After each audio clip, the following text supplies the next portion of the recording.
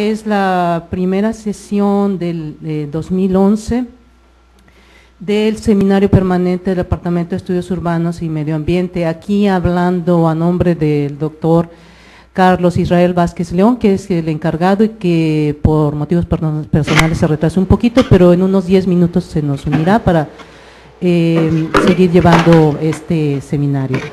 El tema que nos ocupa es cambio climático. Y aquí es donde yo voy a terminar de hablar porque el coordinador temático de esta mesa es la doctora María Eugenia González Ávila en Monterrey, a quien cedo la palabra. Maru, tú eres quien va a estar controlando el tiempo y a decirnos cómo es que entramos o salimos. Llevas el tiempo también y pues adelante, Maru, te paso la palabra. Bueno, antes que todo, buenos días a todos los que están en Ciudad Juárez, en Tijuana y la gente que nos puede estar viendo en otras partes del país. La temática de hoy vamos a hablar básicamente de lo que sería cambio climático y algunas implicaciones que ha tenido el cambio climático. El orden de las exposiciones será primero la doctora Gabriela Muñoz con el tema del Programa Estatal de Acción ante el Cambio Climático de Baja California. Enseguida será la doctora Lourdes Romo, que se encuentra en Ciudad Juárez, con efectos del cambio climático sobre la vulnerabilidad a los riesgos ambientales en ciudades fronterizas. En el siguiente orden sería yo, que hablaría sobre cambio climático y biodiversidad en Baja California, y terminaríamos con el doctor Roberto Hurtado, con captura y almacenamiento de carbono. La idea es hacerle las dos primeras exposiciones de la doctora Gabriela y la doctora Lourdes. Hacemos un bloque de preguntas y enseguida el siguiente bloque y terminamos con preguntas y algunas conclusiones. ¿Sí, doctora Gabriela? Sí, muchísimas gracias, Maru. ¿Podría tener la presentación, Fabián? Bueno, muchísimas gracias. Como la doctora María Eugenia González mencionó, yo voy a hablarles del Programa Estatal de Acción ante el Cambio Climático en Baja California, conocido también como PEAC-BC. Y me gustaría hablarles de algunos avances. El contenido de la presentación va a estar en dos grandes bloques, lo que es una introducción y después lo que es el PEAC-BC con estos subtemas que se muestran aquí: escenarios climáticos regionalizados, inventario de gases de efecto invernadero, la vulnerabilidad en los sectores relevantes socioeconómicamente para Baja California, recomendaciones de mitigación y adaptación, instrumentación de políticas públicas y la evaluación de los impactos económicos al cambio climático. Bueno, antes y como parte de la introducción me gustaría decir, y quiero que me acompañen en esta reflexión, hasta muy recientemente se habla del cambio climático como un problema ambiental, y aquí es donde quiero realmente retarlos a repensarlo. Creo que nos conocemos, he hablado de esto con ustedes, y de manera personal o en grupos se los he dicho, no es un problema ambiental, es un problema de desarrollo. Sin embargo, se ha estudiado mucho como problema ambiental, favoreciendo metodologías de las ciencias naturales, conteniendo caracterizaciones a periodos largos de tiempo y enfocadas sobre todo de manera internacional a reducir las emisiones de gases de efecto invernadero. Nada que esté mal, pero sin embargo, si queremos ir a la raíz tenemos que reconocer que son los patrones de desarrollo no sustentables la causa real del fenómeno. Estos no solamente están contribuyendo por una producción y un consumo no sustentable a los volúmenes de gases de efecto invernadero que anualmente se envían a la atmósfera, sino que también están determinando por el grado de vulnerabilidad de los sistemas sociales ante el cambio climático. Y recordemos, esto es muy, muy relevante, que los cambios en las maneras de desarrollo se dan en periodos de tiempo, que van de corto a mediano plazo. Es más, se planean, y sobre todo en nuestro país, casi de manera reactiva y en un periodo corto, en un periodo de tiempo muy corto. Entonces aquí ya tenemos un problema de escala que tenemos que considerar en el momento que hagamos propuestas que sean realmente implementables. Bueno, siguiendo con la introducción y ya hablando más específicamente del tipo de impacto que podría tener el cambio climático. Estamos hablando de un impacto directo sobre el desarrollo de actividades susceptibles a variaciones climáticas. Esto lo vemos fácilmente, ¿no? Por ejemplo, en la agricultura. Pero hay otras que no son tan directas, por ejemplo, cuestiones sociales. Si alguien habla de que habrá un impacto en pobreza y educación, tal vez no les creamos tan fácilmente, porque no podemos ver de manera sencilla, inmediata y directa cuál sería la asociación. Pero si estamos pensando que los lugares vulnerables son los más susceptibles ante los cambios, que resulta ser que los vulnerables son los que tienen un estatus económico más bajo, entonces sí, los impactos van a tener un impacto secundario en acrecentar estas diferencias sociales. Bueno, y también de cómo nos adaptamos y cuáles serían las mejores maneras de responder hasta el cambio. Y ahí es una gran parte de la educación. Continuando, adicionalmente, hay otros efectos que apenas se vislumbran que puede tener el cambio climático. Hablamos de las desigualdades y para hacerlo de alguna manera más generalizada, podríamos hablar de que la distribución diferenciada de los costos destinados a reparar daños, digamos por inundaciones, por deslaves, y de la implementación de medidas pues, de adaptación y mitigación también va a ser diferenciada. Perdón. Pero hay otras aún más oscuras que no se visualizan a segunda vuelta, digamos a una tercera vuelta. Y es esta escasez de recursos naturales en ciertas regiones. Y aquí, me refiero a la frontera norte, tiene una especial resonancia, porque en regiones que estamos compartiendo recursos naturales, como es la frontera norte y nuestros recursos de agua, bueno, una disminución en los caudales del río Colorado, del río Bravo, pueden iniciar un tipo de desaveniencia y posiblemente un conflicto, ¿no? Ya esto no es de ciencia ficción, en el mundo ya existen problemas por derechos de uso de agua de cuerpos de agua transfronterizos. Ahí tenemos Egipto, tenemos Sudán, ya se está dando. Y bueno, también se habla de migración, se habla en género, que todavía las diferencias van a ser más marcadas. Pero bueno, entonces como verán tenemos una diversidad de problemas que enfrentar. ¿Y por dónde empezamos? Sería la pregunta, ¿no? ¿De qué manera que sea efectiva, oportuna y organizada podemos responder a este fenómeno con sus diversas fuentes de impacto y también de fuentes? ¿Cómo podemos responder a esto? Bueno, la manera en que se responde en una sociedad a ciertos cambios y se planean es mediante política pública, ¿no? Y un instrumento de política pública puede ser un programa estatal, un plan de desarrollo. Bien, este es un instrumento, y que quede claro, es un instrumento de respuesta inicial. Es un instrumento de apoyo a esa planeación y de desarrollo de políticas públicas sobre el cambio climático en el Estado, de manera que sea efectiva, de manera que empecemos a conocer y a percatarnos de las implicaciones que tiene construir de cierta manera, de permitir ese mal llamado desarrollo urbano fuera de control, en cauces de ríos, cerca de las costas. Aquí es donde tenemos que empezar a planear, tenemos que empezar a ver este desarrollo como una cosa más integral.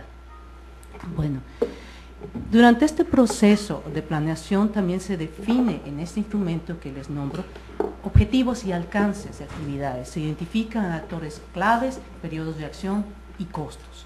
Planeación, planeación, planeación. Bueno, los elementos fundamentales de un programa estatal de acción ante el cambio climático son 7. Están muy bien reconocidos, están muy bien identificados. Estamos hablando de un inventario y escenario de gases de efecto invernadero a nivel estatal. ¿Cuáles son las fuentes que están produciendo más gases de efecto invernadero? ¿Cómo se pueden controlar? Hay escenarios climáticos regionalizados, porque de la manera que se comporta aquí el clima, y que quede claro, esto, por mucho que digan los climatólogos, la ciencia pues es variable, la ciencia del clima, ¿no? El tercer punto son los análisis de impacto, de vulnerabilidad y alternativas de adaptación para los sectores socioeconómicos más importantes del Estado. Esto no quiere decir que se va a echar de lado lo otro, pero de repente hay que empezar a priorizar, ¿no? Allá, el cuarto punto serían las recomendaciones de medidas de adaptación, mitigación y estrategias para la reducción de emisiones de gases de efecto invernadero, acciones y estrategias de adaptación a condiciones de cambio climático, identificación de responsables de la implementación, términos de acción e indicadores de evaluación y seguimiento. O de manera esquemática sería así: tenemos el Plan Estatal de Acción ante el Cambio Climático, en azul, déjenme ver, he sido disléxica siempre a mi izquierda, las de que sería mitigación, y a la derecha lo que sería adaptación, que se tienen que desarrollar a la par, ¿no?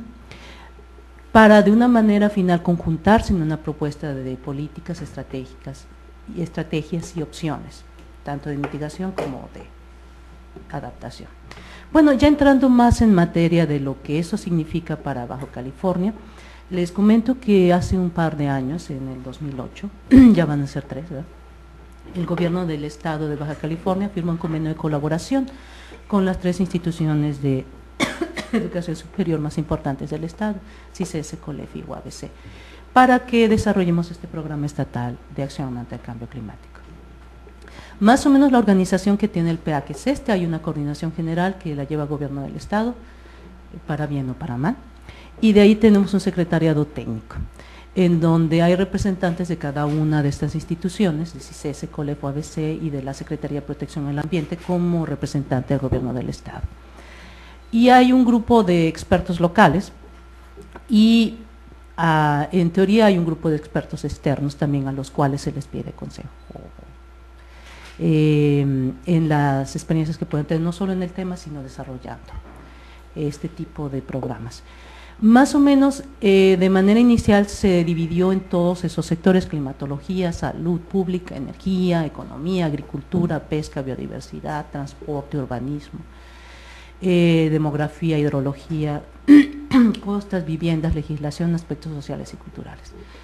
Hay cerca de 40 investigadores en las 3 instituciones trabajando en este plan desde hace pues casi 3 años.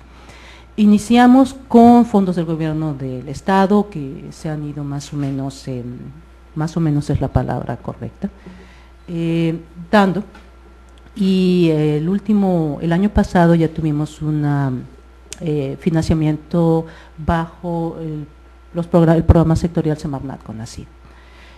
Tenemos que tener entregada una primera versión, conformar una primera versión para marzo de este año y tener una versión terminada para el año que viene. El objetivo general del PEAC-BC ha sido evaluar la vulnerabilidad actual y futura del estado de Baja California ante los efectos del cambio climático, así como elaborar, publicar y promoverlo. La instrumentación del programa, a fin de que este programa defina, analice y proponga medidas concretas y estrategias para adaptarse al cambio climático y mitigar las emisiones de gases de efecto invernadero. ¿Cuánto me queda, Maru?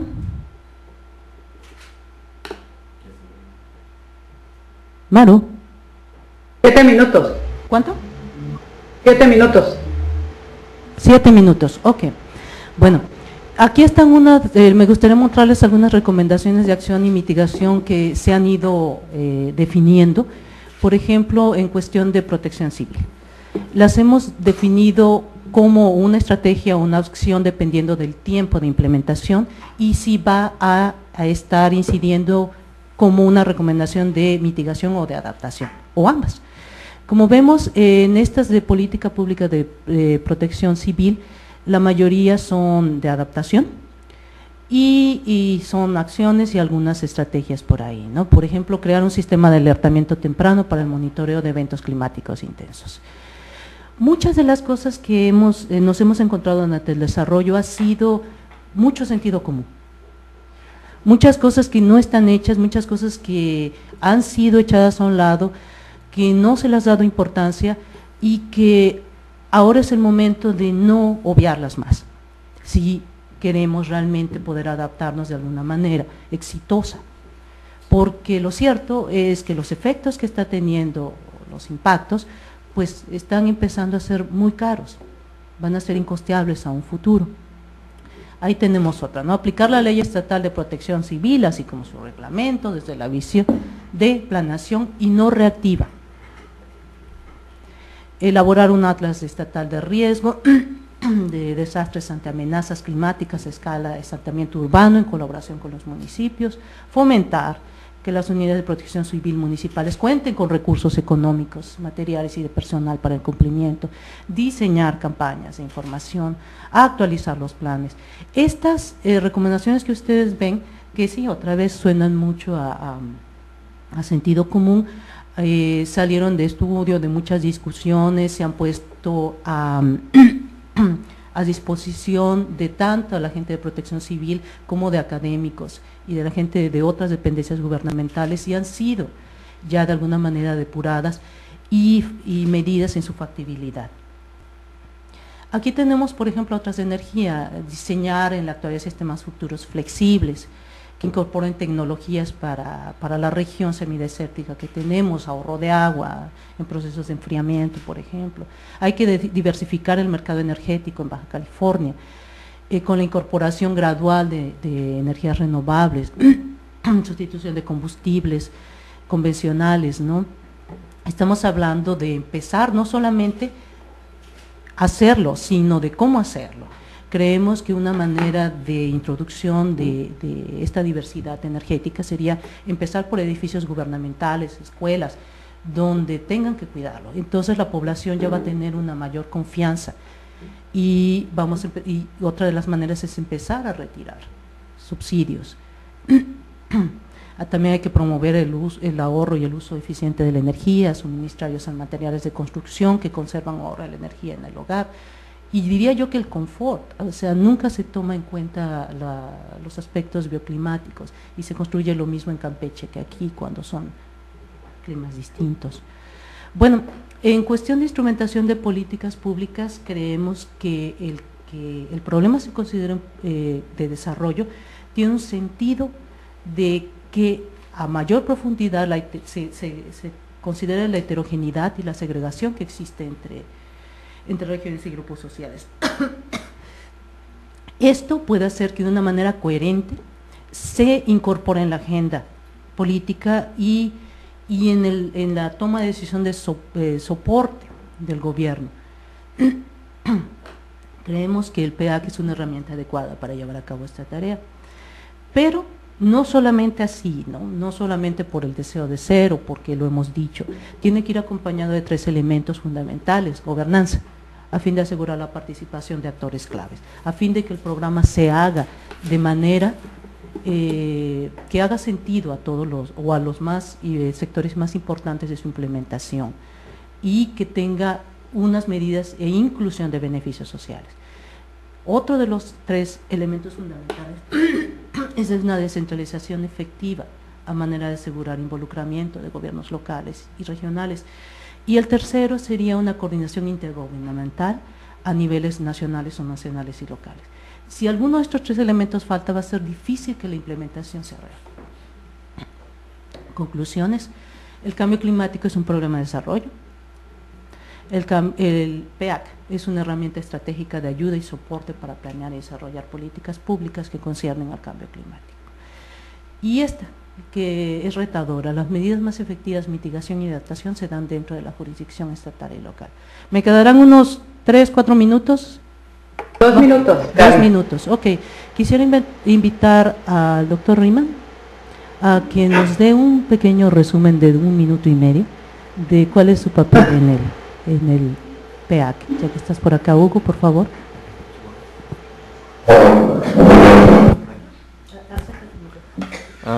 Bueno, gracias, Gabriel, que me dejas un poco sorprendido.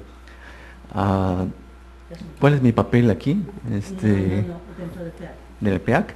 Sí, estamos hablando del PEAC.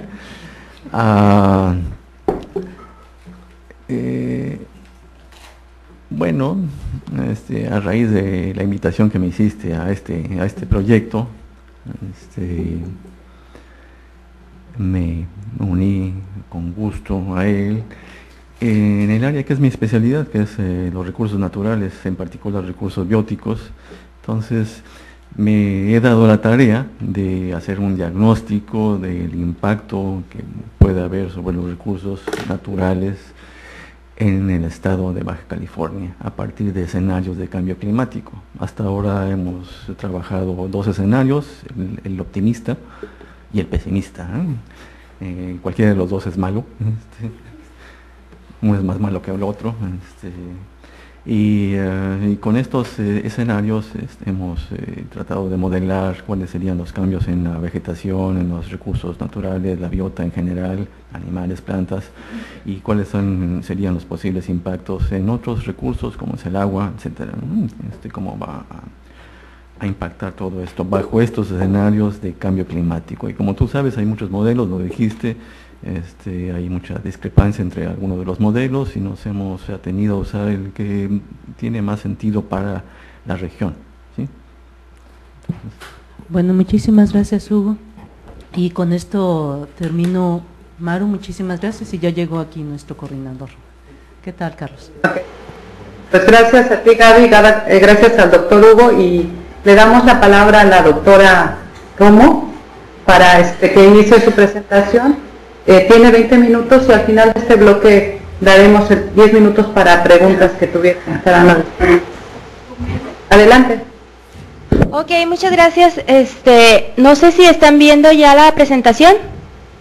Sí. ¿Sí? ¿Se ve en grande? Porque yo aquí no.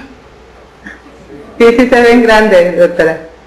Ah, ok, bueno, nada más un comentario que me están pidiendo aquí que les haga para las siguientes presentaciones. Estaban como muy fuera de foco, casi no alcanzaba, bueno, prácticamente no distinguíamos lo que estaba en los slides. Entonces no sé si sea una situación allá de Tijuana de foco de las presentaciones, que nos hagan favor de checar para las siguientes, ¿no?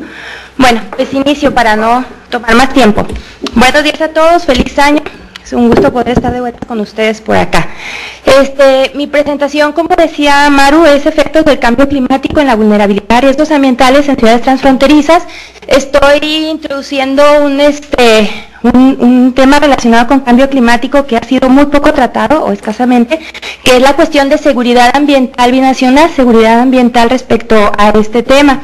Esta presentación básicamente es un proyecto que estoy iniciando, por lo que agradecería mucho todos sus comentarios, contribuciones y propuestas. Es un proyecto que apenas está arrancando. El contenido de esta presentación es introducción, objetivo general, planteamiento de la metodología y reflexiones finales.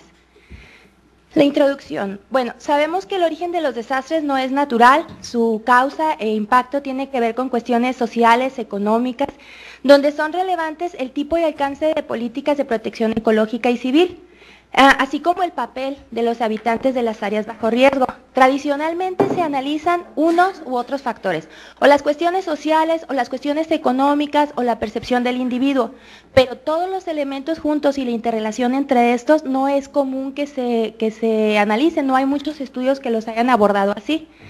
Actualmente hay trabajos que analizan la recurrencia de procesos y la vulnerabilidad, como les decía, analizando las partes socioeconómicas, pero dejan de lado a los propios actores que están directa o indirectamente en situaciones de riesgo. No se ha profundizado en el conocimiento de las formas en que enfrenta la sociedad vulnerable el riesgo, el cómo, quiénes y de qué manera responden a ello y cómo sobreviven o se adaptan y lo que les significa el riesgo. Esta vulnerabilidad a riesgo se incrementa ante el fenómeno emergente del cambio climático, que puede causar desde afectación de bienes materiales hasta la muerte a través de riesgo como ondas de calor, inundaciones y sequías. El área de estudio de esta propuesta son 4 pares de ciudades fronterizas: Tijuana, San Diego, Nogales, Sonora, Nogales, Arizona, Ciudad Juárez, El Paso y Matamoros, Brownsville. La primera etapa está propuesta para trabajarse en Nogales, Sonora, Nogales, Arizona, porque esta se va a tomar como para desarrollar la propuesta metodológica del modelo dinámico sistémico. Se va a aplicar ahí, se va a hacer el piloto, se va a hacer las correcciones que se tengan que hacer al modelo y se tratará de aplicar en las otras ciudades. Antes de comentar esto, yo quiero retomar un poco de lo que decía Gabriela acerca de las cuestiones de los impactos del cambio climático, que no se distribuye de manera homogénea en el territorio, ni socialmente. El cambio climático tiene impactos que se distribuyen de manera desigual, tanto en el territorio como en la cuestión social, y la escala también importa. Generalmente, o lo que se ha avanzado en cambio climático tiene que ver con un análisis a nivel global, cuánto se está incrementando la temperatura, los efectos en inundaciones y sequías. Sin embargo, la escala también importa. El impacto a nivel local o regional se ha estudiado muy poco. Entonces, la idea de este modelo dinámico sistémico es analizarlo a manera local, en una escala local regional. Y se trata de que sea un modelo replicable en otras áreas, por tanto se van a tomar fuentes de información oficiales y entrevistas a actores claves. Bueno, eso lo vemos ahorita ya en la metodología. Respecto a este tema de los impactos del cambio climático, la relación que tiene que ver con la corresponsabilidad binacional en seguridad ambiental de la frontera. Hay muchos conceptos acerca de seguridad ambiental. El meollo de todos estos conceptos básicamente es que se trata de amenazas a la seguridad que se originan en el medio ambiente. No tiene que ver con la cuestión de procesos industriales ni maquiladoras, porque también se utiliza ahí. Retomar el concepto y configurarlo a las cuestiones actuales de seguridad ambiental tiene su origen en la Carta Mundial para la Naturaleza, adoptada por la Asamblea General de las Naciones Unidas en 1982. Desde entonces se manejaba este concepto de seguridad ambiental. El objetivo general de este proyecto es elaborar un modelo sistémico dinámico para evaluar los efectos del cambio climático en la vulnerabilidad a riesgos ambientales en ciudades transfronterizas, a fin de contar con una herramienta que proporcione un diagnóstico actualizable de manera periódica, de manera continua, y que a su vez permita la creación de escenarios para encaminar programas y acciones que disminuyan y prevengan el impacto de desastres cuyo origen tiene que ver con procesos geofísicos de la naturaleza. ¿En qué marco teórico conceptual me estoy basando para este proyecto? Bueno, en el enfoque sistémico, en la teoría macro-micro de Ritzer, que tiene que ver con aspectos estructurales y subjetivos a nivel de individuo o de actor, y la perspectiva sistémica de Luhmann. ¿Por qué esta última? Porque se trata de analizar la relación entre el sujeto y su entorno, recurriendo al concepto de significación como el puente para que el individuo responda o no ante el riesgo físico. No voy a ahondar en el marco teórico conceptual, nada más les quiero mencionar las teorías de las que estoy tomando como referente. Y el concepto de vulnerabilidad que yo estoy retomando es de Kelly Adger y tiene que ver con que la vulnerabilidad se refiere a la capacidad de los individuos y grupos sociales para responder, enfrentar, recuperarse o adaptarse a cualquier tensión externa. Representa el conjunto de factores sociales, económicos, normativos y físicos que determinan la cantidad de daño que un evento dado pueda causar. En este concepto de estos autores se ve que la capacidad de adaptación es una parte fundamental. En tanto, esta capacidad se entiende como el ajuste del sistema para moderar los impactos de los riesgos y tomar ventaja de nuevas oportunidades o enfrentar las consecuencias. La metodología. Se plantea el modelo desde el enfoque de sistemas, les decía, y de la teoría sintética. Esto es, se considera la vulnerabilidad como un sistema complejo y todos los componentes, las variables y elementos que lo integran a nivel de subsistemas. Y multifactorial porque se pretende analizar la interrelación entre las variables estructurales y las variables subjetivas que se identificaron para esta propuesta. Bueno, esto ya se los comenté. El procedimiento metodológico parte de identificar dos subsistemas, el estructural u objetivo y el subjetivo a nivel de individuo, a nivel de sujeto, entendiéndose el sujeto aquí como el actor social donde se identifican 4 actores, el sector social, el sector gubernamental, la iniciativa privada, los grupos de poder y el sector académico. A su vez, cada subsistema se integra por diversas variables. Estas variables también están integrados por diversos elementos que se interrelacionan entre sí. El esquema conceptual de probablemente no se alcancen a ver las letras, pero se lo describo. La idea de tomar el enfoque sistémico es organizar el objeto de estudio y las variables que en él intervienen. En el subsistema estructural se está considerando aspectos socioeconómicos, aspectos demográficos, la identificación de los riesgos geofísicos en el área de estudio, las políticas y la normatividad ambiental, porque también influyen, y las condiciones climáticas, que esta sería nuestra variable externa. En el subsistema subjetivo o la parte a nivel de sujeto, los actores considerados, se pretende conocer la parte cognitiva, conductual y emotiva del sector de la sociedad civil, del sector gobierno, de la iniciativa privada y del sector académico a través de entrevistas a actores claves. La idea de este esquema conceptual es analizar cada una de estas variables por sí misma, la interrelación entre ellas en el subsistema estructural para sacar a través de indicadores, para sacar un indicador final y hacer la interrelación con la parte subjetiva en cada una de las áreas de estudio a través de los actores clave identificados. La propuesta del modelo implica elaborar indicadores que se puedan obtener de las fuentes oficiales de información para la actualización de los mismos en diversos periodos de tiempo y que sea repetible, además de traducir los resultados de estos indicadores a unidades de medida que permitan el análisis interrelacional a nivel intrasubsistema e intersubsistema. Esto es, analizar la parte social, económica, pero también la parte de los actores que intervienen en prevenir o en mitigar la vulnerabilidad a los riesgos. Se pretende que este modelo, que incorpora la variable de cambio climático, asegure su aplicación en una escala regional y o local, de tal manera que lo puedan aplicar en estos ámbitos y den seguimiento a estrategias y acciones de prevención derivadas del mismo para su evaluación. Reflexiones finales. Esta propuesta implica la creación de un modelo dinámico, toda vez que al incorporar la variable externa de cambio climático, se permite realizar escenarios prospectivos para la zona de estudio. Pretende ser útil no solo para la prevención y mitigación de los riesgos, sino como elemento clave para el ordenamiento territorial.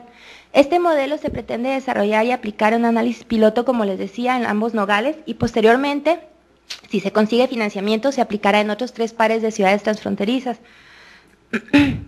Las estrategias para disminuir la vulnerabilidad y mitigar el impacto de cambio climático en riesgos aumenta la seguridad fronteriza, la seguridad ambiental.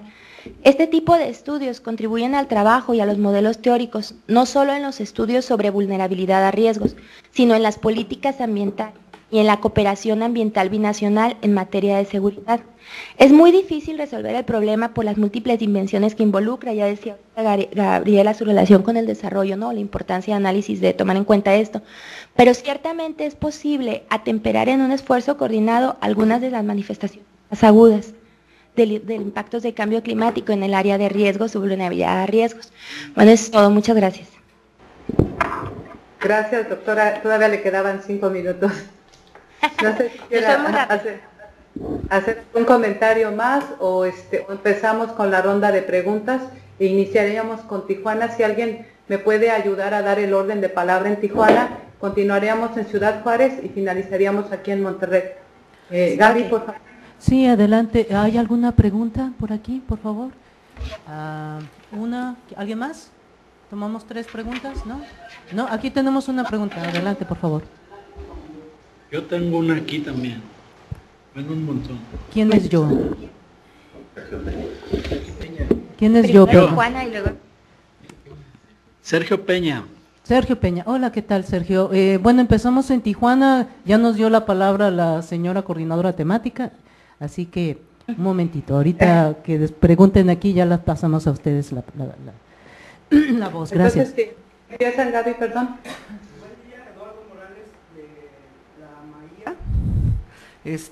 Mi pregunta va encaminada hacia los 2 ponentes y tiene que ver con las estrategias que hay en términos de los fondos de financiamiento en torno a los problemas ambientales. Por un lado, en términos de protección civil, a través de la CENAPRED se están haciendo fondos para la protección a riesgos ambientales y también, bueno, a través de un fideicomiso y también el FONDEN, que es allá una vez ocurridos los desastres. Sin embargo, nosotros, a pesar de que en estas estrategias, en la teoría hablan mucho de la prevención de estos riesgos, la mayoría de los fondos están destinados a las acciones ex post, es decir, una vez que ya ocurrió el impacto. Y mi pregunta va, ¿cómo estos programas pueden ayudar en términos de mejorar la gestión, a también cambiar la visión en torno a la importancia de que los fondos sean ex ante? Adelante. Ok. Eduardo, pues eso es un poco lo que se pretende hacer, ¿no? Con un programa que empiece a crear esta cultura de prevención. Hay algunas cosas muy perversas por ahí, me las explicaban el otro día algunos economistas, de tener el control, por ejemplo el Fonden, de un recurso que va a estar definiendo y demás. Creo que el trabajo es para largo plazo, de convencer que no es así, porque el poder no se da en cuestión de lo que vamos a estar dando para reparar, porque ya va a ser tanto desastre que no podemos estarlo haciendo. Pregúntenle a Veracruz, o sea, no nos vayamos lejos, ¿no? Creo que con educación, apoyado con esta gobernanza, apoyado con convencimiento gubernamental, se puede empezar a, como dirían en inglés, address these issues, ¿no? Doctora Lourdes, ¿tiene algo que agregar? Sí, gracias. Rápidamente, Eduardo, ¿verdad? Mira, esto es algo me parece que es algo muy difícil de lograr, que sí debe ser una meta para todos aquellos que analizamos la cuestión de vulnerabilidad a riesgos y la propuesta de estos estudios. Pero si recordamos que desde que se instala el sistema de protección civil en nuestro país es remediativo y no preventivo, podemos darnos cuenta de la larga historia al respecto y de lo complicado que esto es, ¿no? Que esto significa, porque tradicionalmente el sistema de protección civil en nuestro país está diseñado aún ahora para asistir en el caso de desastre, no para prevenir, o sea, llega a actuar de manera asistencial y a recoger daños, a limpiar escombros, pero no, la cuestión de prevención está muy limitada. Hace apenas algunos 4 o 5 años que se empezaron a realizar ya de manera, se supone que efectiva y con fondos, los atlas de peligros naturales se llamaron en todo el país con financiamiento de Sedesol. Pero si revisamos el diagnóstico de cómo están esos atlas en el país, solo algunas ciudades tienen el atlas, no es el total de las ciudades. Entonces vemos que es un proceso incipiente, pero considero igual que Gabriela que sí debe ser una meta, ¿no? Buscar que haya más estudios, trabajos, y que vayamos encaminados hacia la cuestión de prevención. Gracias. Un favor, doctora Lourdes, si pones la luz porque ustedes se ven en penumbras. Así es más interesante. La luz, ok. Antes de Tijuana. Es que no somos fotogénicos. Se hizo la luz. ¿Son todas las preguntas en Tijuana o pasamos a Ciudad Juárez? Perdón, Maru, ¿alguna otra pregunta, damas y caballeros? Ok, por favor al micrófono. Aquí hay una pregunta más, Maru. Ok.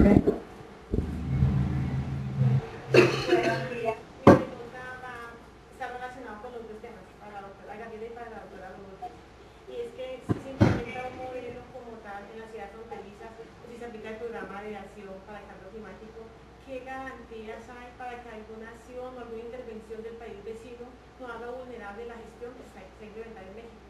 Porque sí hay una dependencia de por sí inmediata que está afectando la gestión. Esa es mi inquietud, que alguna acción del país vecino, bien sea por algún acuerdo binacional que exista o que pueda existir, pueda hacer vulnerable cualquier gestión en torno al cambio climático. Muchas gracias. Nombre y de dónde viene, por favor.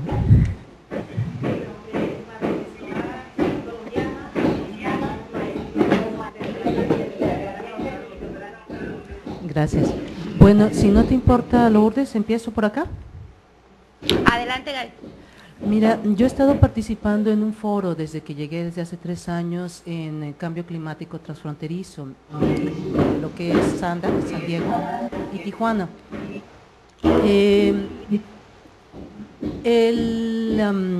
A ver, ¿cómo lo diré? Creo que hay algunas instituciones interesadas en que exista esta relación sí se da mucho la intervención. De repente grupos como COSEF que están convencidos de que se puede hacer algo transfronterizo, binacional y no tomando en cuenta las diferencias que existen. ¿Cómo veo yo que sea necesario para incluir esto? Porque geográficamente tenemos la situación, no la podemos echar a un lado.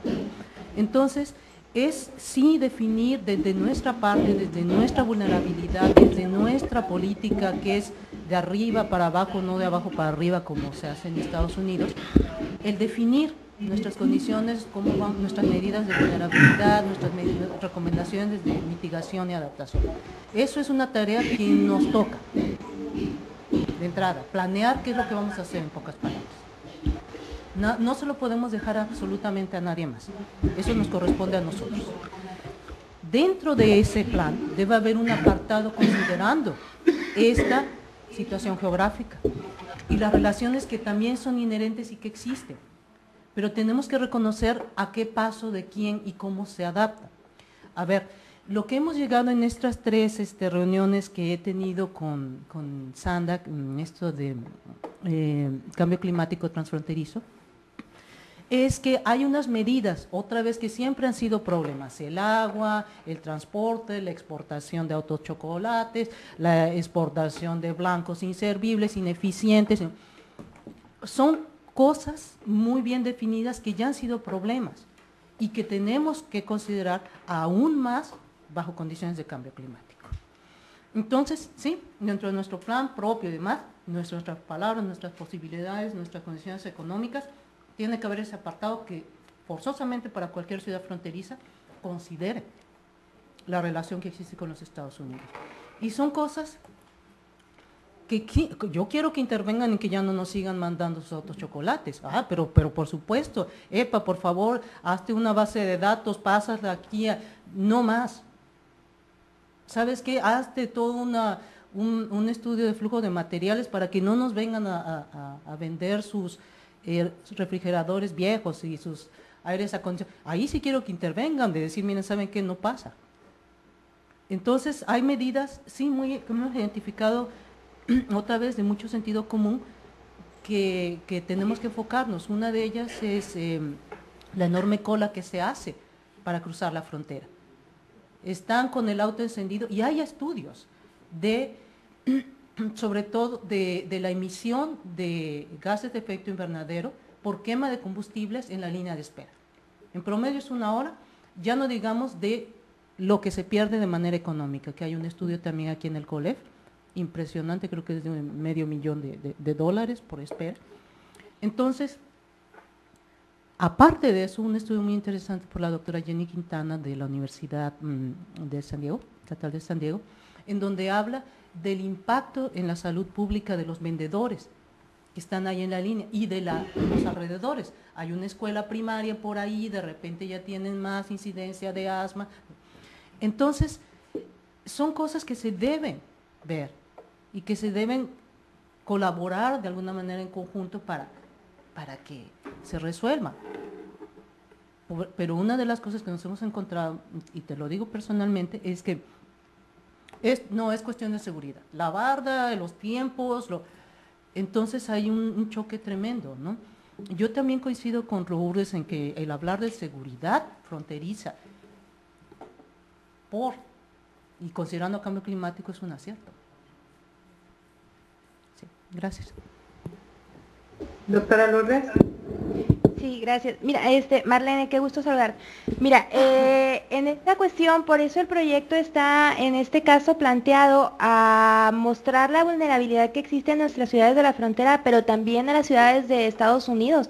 O sea, somos igualmente vulnerables, a lo mejor no en la misma medida, seguramente no, ya lo veremos al final del proyecto, pero hay vulnerabilidades en la parte mexicana, en las ciudades mexicanas, como en las ciudades de Estados Unidos.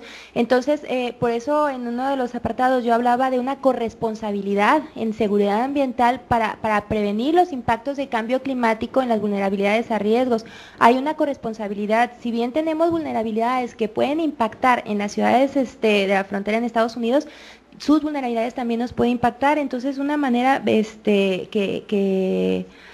que yo veo es mostrando precisamente que hay una vulnerabilidad, que hay una corresponsabilidad en prevenir y mitigar estas vulnerabilidades, y apelando un poco a esos acuerdos binacionales que hay en materia de ambiental, que no son tantos y que muchas veces no se aplican y no los conocemos.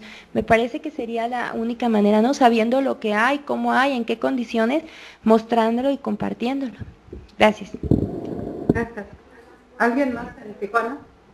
Es lo que me parece importante, que los proyectos de aquí en adelante deberían considerar, más allá del contenido científico y dinámico de los modelos, considerar ese punto de cómo hacer para suavizar desde todos los niveles de gobierno, bien sea internacional o nacional, para que la dinámica de implementación sea con una visión de la que nos toca parte de la bueno, nos toca para no tengo todo el enfoque científico, espero llegar allá, pero ustedes son investigadores desde el punto de vista de la investigación, pues el papel como que se hace mucho más, va más allá, porque aparte de la investigación, va totalmente a los proyectos como esa parte, cómo hacer que en el momento que estamos en un nacionalidad, en un punto de optimismo, Que ya se va.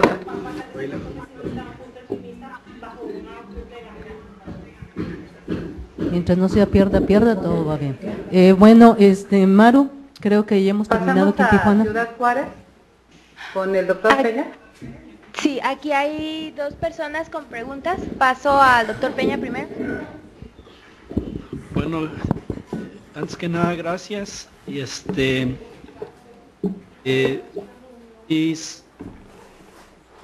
intervención más que preguntas son comentarios. Es ya que su proyecto se encuentra en etapa de, digamos, de gestión, ¿no? Y ella plantea que quiere verlo desde un punto de vista teórico, metodológico y que quiere desarrollar un modelo dinámico sistémico, ¿verdad? Entonces, mi comentario los comentarios van en dos sentidos, una la parte teórica, ¿no? Y el otro la parte metodológica. En la parte teórica me parece que, bueno, basado en lo poquito que nos presentaste ahorita sobre el marco teórico conceptual, entiendo el sesgo que tiene, la formación que tiene es que está más enfocada a la parte físico-social, ¿no? Sin embargo, digamos, el planteamiento del proyecto es más amplio y me parece que es importante buscar en otras teorías, en otros marcos teóricos que complementen la visión, ¿no? Para que tengas un marco teórico conceptual completo. Uno es, por ejemplo, la parte de la producción del espacio urbano, ¿no? Que tiene que ver con aspectos institucionales, que creo que es un elemento que no está explícitamente, o un factor, una variable que no está explícita en tu marco teórico conceptual, ¿no? Toda esta cuestión de las instituciones y cómo se produce el espacio, que de alguna forma está relacionado con el cambio climático. Ese es un elemento. El otro es que la escala de tu proyecto plantea que es una escala transfronteriza, ¿eh? Sin embargo, me parece que también habría que buscarle ahí, en términos de aspectos teórico-conceptuales sobre la parte transfronteriza, ¿no?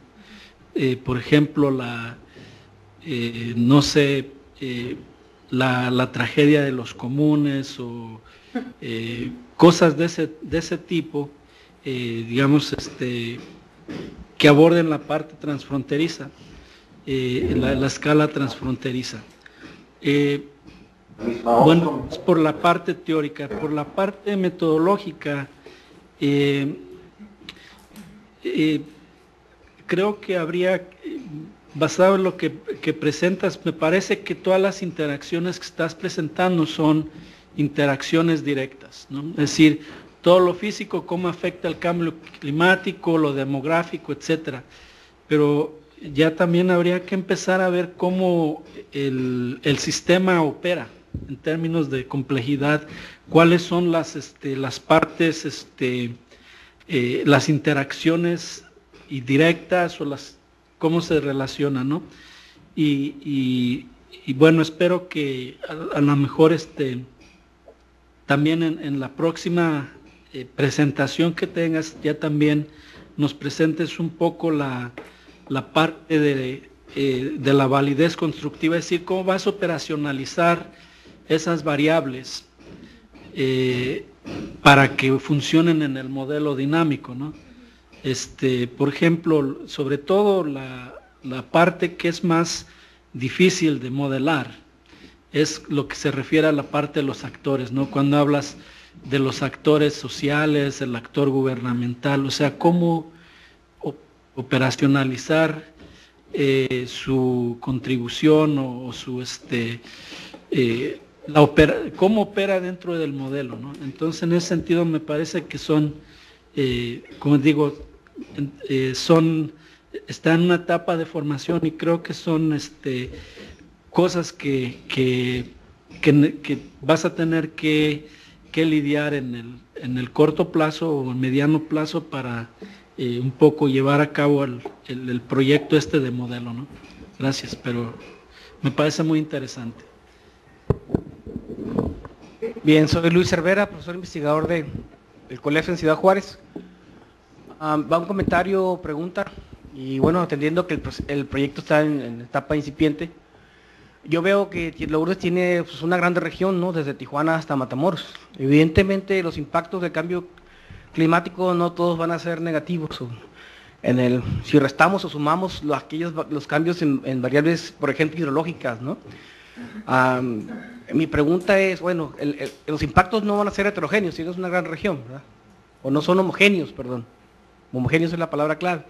Entonces, si la evidencia empírica actual resultante de los modelos que ya nos dicen qué regiones van a impactar más o qué regiones van a recibir menos impacto, te pudiera ya llevar esa evidencia empírica a hipotetizar de estas ciudades fronterizas cuáles son las que tendrán mayor impacto negativo y que requerirán algún estudio o alguna incorporación de cosas diferentes al modelo, ¿no? Esa sería una pregunta científica. Y la otra, y va para las dos presentadoras, mi preocupación es que hay una reticencia muy fuerte en la cuestión transfronteriza, hablando de seguridad o hablando de lo que nos dice Gabriela, es que hay una reticencia a la adaptación de las instituciones, hablando de instituciones como el Tratado Internacional de Aguas, que es una gran institución entre México y Estados Unidos. Hay una reticencia a la adaptación.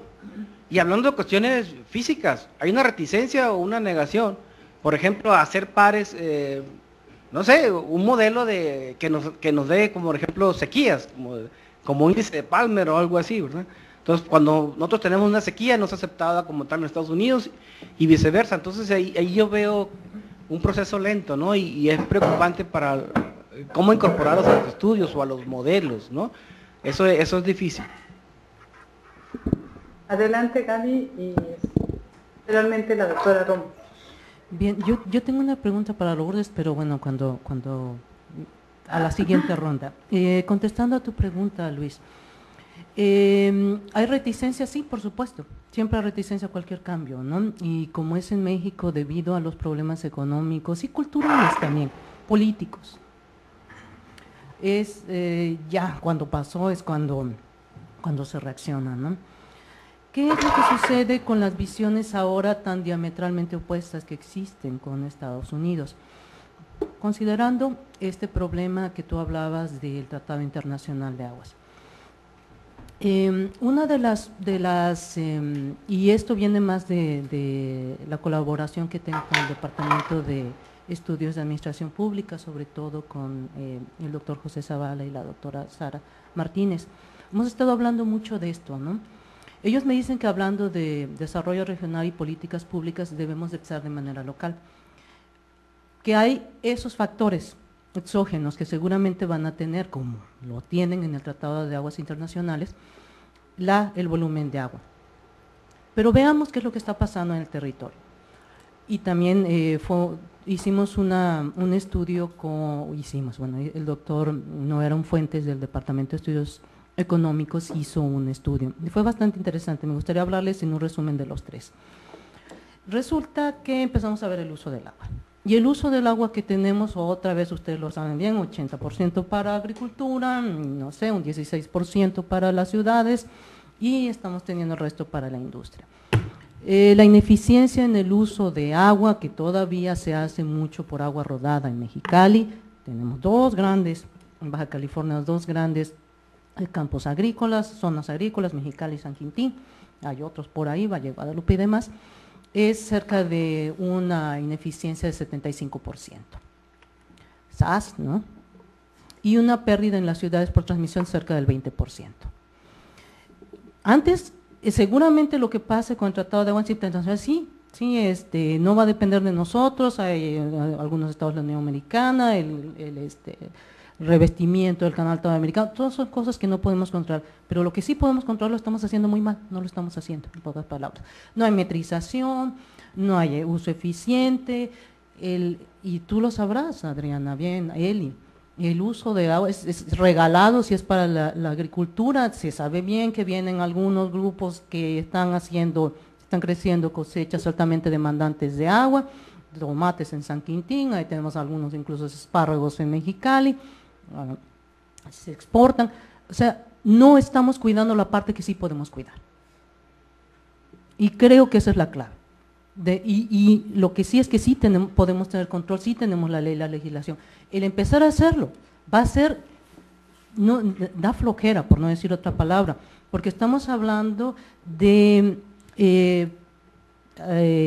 sesiones de que se les cedió a muchos distritos de riego el poder, y entonces se subrentan, y creo que tenemos que empezar a address those issues, ¿no? Tenemos que empezar a ver qué es lo que se puede hacer ahí. ¿Y por qué? Bueno, si empezamos, y como economistas los que están aquí lo sabrán mejor, y aquí es donde viene el estudio del doctor Fuentes, nos decía, ¿qué es lo que está pasando? Que la agricultura se gasta 80% del agua y está aportando al PIB 3.6%. Ah, caray, espérate, ¿no? Entonces, si encima te estás gastando más, lo estás haciendo de manera eficiente y no aportas nada o aportas muy poco, o sea, aquí es una locura. Entonces, no solamente es necesario, es recomendable, es urgente que tengamos que empezar a hablar de esto. Y ahí, antes de hablar de cualquier tratado internacional, yo creo que debemos prepararnos nosotros, debemos organizarnos nosotros, tener ahí nuestras cantidades de agua, y bueno, ¿por qué no? Hasta las mandamos de regreso y las exportamos, pero primero tenemos que ponernos serios nosotros con nosotros mismos, nuestra sociedad, de cómo producimos las cosas, cómo lo estamos haciendo, de qué manera, de eficiencia, no eficiencia, ahí. Gracias. Doctora Roma. Gracias. Sergio, muchas gracias por tus comentarios, tus reflexiones, tus sugerencias. De hecho, yo quiero aprovechar este espacio para pedirte bibliografía sobre la cuestión transfronteriza y lo que me decías de la producción de la ciudad para revisarlo e incorporarlo. Agradezco mucho los comentarios de todos. Luis, también, muchas gracias. Respecto te aseguro que lo voy a revisar, respecto a lo de la evidencia empírica para construir una hipótesis, fíjate, se me hace bien interesante lo que me estás preguntando y sugiriendo. Hasta el momento, lo que yo he revisado en literatura es lo que decía un poco de las escalas, ¿no? Y que decía también un poco Gabriela en su presentación. Los estudios que se han hecho son a grandes escalas, a nivel de países, hasta a nivel de continentes, sobre los impactos de cambio climático. Yo no he encontrado, y si por ahí alguien tiene literatura y me puede pasar, alguna cuestión más específica para poder hipotetizar, pero me encantaría revisarlo, porque eso me ayudará a construir una hipótesis teórica, sí. Una cuestión mucho más específica lo he encontrado yo muy general, y lo de incorporar a las instituciones ante su reticencia a estos modelos, lo que yo, o una estrategia que un poco me ha funcionado en otras investigaciones, es que al considerar a la cierta credibilidad tu trabajo y ya conoce el tema, SAS lo cambian. Entonces, ese es el inconveniente con el que siempre nos estamos enfrentando, pero no significa que tenemos que dejar de hacerlo, ¿no? Pues hay que seguirlo haciendo. Gracias. Sí. Gracias, doctora. Okay. Hola, buenos días. Nada más rapidísimamente con lo que se hace la literatura. Yo no me especializo en cambio climático, pero lo poquito que he leído de documentos de la COSEF sí identifican distinto lo que va a pasar en las costas a lo que va a pasar en el centro del área continental, ¿no? No sé si sus fuentes sean estudios continentales o si tengan otros estudios, pero bueno, por lo menos sí lo he visto en sus documentos y también creo que en algunos de la misma NOAA en Estados Unidos que distinguen pues lo que va a pasar en las costas, lo que pasa adentro del territorio. Entonces, bueno, pues sería cuestión de ver a qué escala están hechos esos estudios y todo. Víctor Garza, la UNAM, dice... Gracias. Voy a pasar la palabra al doctor José Luis y cerramos el bloque de preguntas. Y si hay alguna más, la dejamos al final de las presentaciones, por favor. Bueno, ¿cómo están? Para nosotros ya son tardes. Yo tengo un comentario, una pregunta para Gabriela. Y para Lourdes un comentario. Voy a empezar con Gabriela. Gabriela, me parece muy interesante el trabajo que están haciendo. Y un trabajo que hicimos nosotros aquí en Monterrey con Maru, encontramos que Baja California es la entidad fronteriza que va a la vanguardia mucho en el abordaje de temáticas ambientales. El Plan Estatal de Desarrollo, último que están ahorita, que está vigente con el gobernador Osuna Millán, pues integra cantidad de, digamos, subtemáticas muy importantes que ya se han convertido en ejes temáticos del plan, con una visión, en fin, ¿no? Entonces, en ese sentido, creo que ha habido un avance y yo creo que ahí entra muy bien el trabajo que han hecho ustedes. Dentro de todo eso, hay una interacción muy grande con el otro lado, con San Diego, con Sandar, con todas estas. Creo que ahí ellos han hecho mucho trabajo. El plan maestro de agua potable que hizo CESPED tuvo mucha interacción con ellos, incluso fue apoyado con fondos de la EPA. Hay dos preguntas que surgirían. Una sería, ¿ustedes consideran, es decir, en toda la conceptualización del trabajo, consideraron la relación binacional, es decir, la posibilidad de intercambio, de tener interacción o retroalimentación de instancias, por ejemplo, como SANDAC? ¿Hay algún tipo de interacción que no se da directamente a nivel de gobierno, pero sí los entes gubernamentales participan, digamos, informalmente? Ya es que SANDAC tiene a cobro que incluso están los alcaldes y va el director de la CESPE y todo eso. Sería una pregunta. La otra es que, como tú dices, los periodos administrativos a nivel de Estado, bueno, van a cambiar. Puede ser que siga el PAN, puede ser que haya alternancia, y entonces eso hay que considerarlo en el plan. Ustedes no están planteando, por ejemplo, algún tipo de la aplicación de medidas por horizontes, digamos, ¿cuáles serían las inmediatas? Es decir, porque me imagino que el plan, una vez que se echa a andar, no sé si será este año, queda todavía parte del gobierno, y eso podría servir un poco, por ejemplo, para la cuestión de los diagnósticos, la etapa de diagnóstico que ustedes están planteando, o de ordenamiento territorial, en fin, ¿verdad? Esa sería para Lourdes. Me parece también muy interesante el trabajo que estás haciendo. Yo creo que sin meter la cuestión esta del cambio climático, ya es muy complicado saber qué es lo que se está haciendo del otro lado.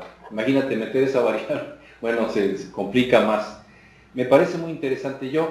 Hay una pregunta conceptual que sí me gustaría preguntarte, porque el modelo que planteas, como comentaba Sergio, se ve complicado en el papel, ¿no? Digamos, mezclar la cuestión estructural con la cognitiva está difícil. Hay algunos autores como Klaus Eder que han estudiado esta cuestión de cómo se construye socialmente, ¿no?, un problema, Y bueno, una pregunta sería, por ejemplo, si estás manejando dos grandes áreas, la estructural, que incluye toda la cuestión de política pública, todo lo que hace el gobierno, por ejemplo, y la otra es la cognoscitiva, que incluye actores gubernamentales. Yo como funcionario público también tengo una...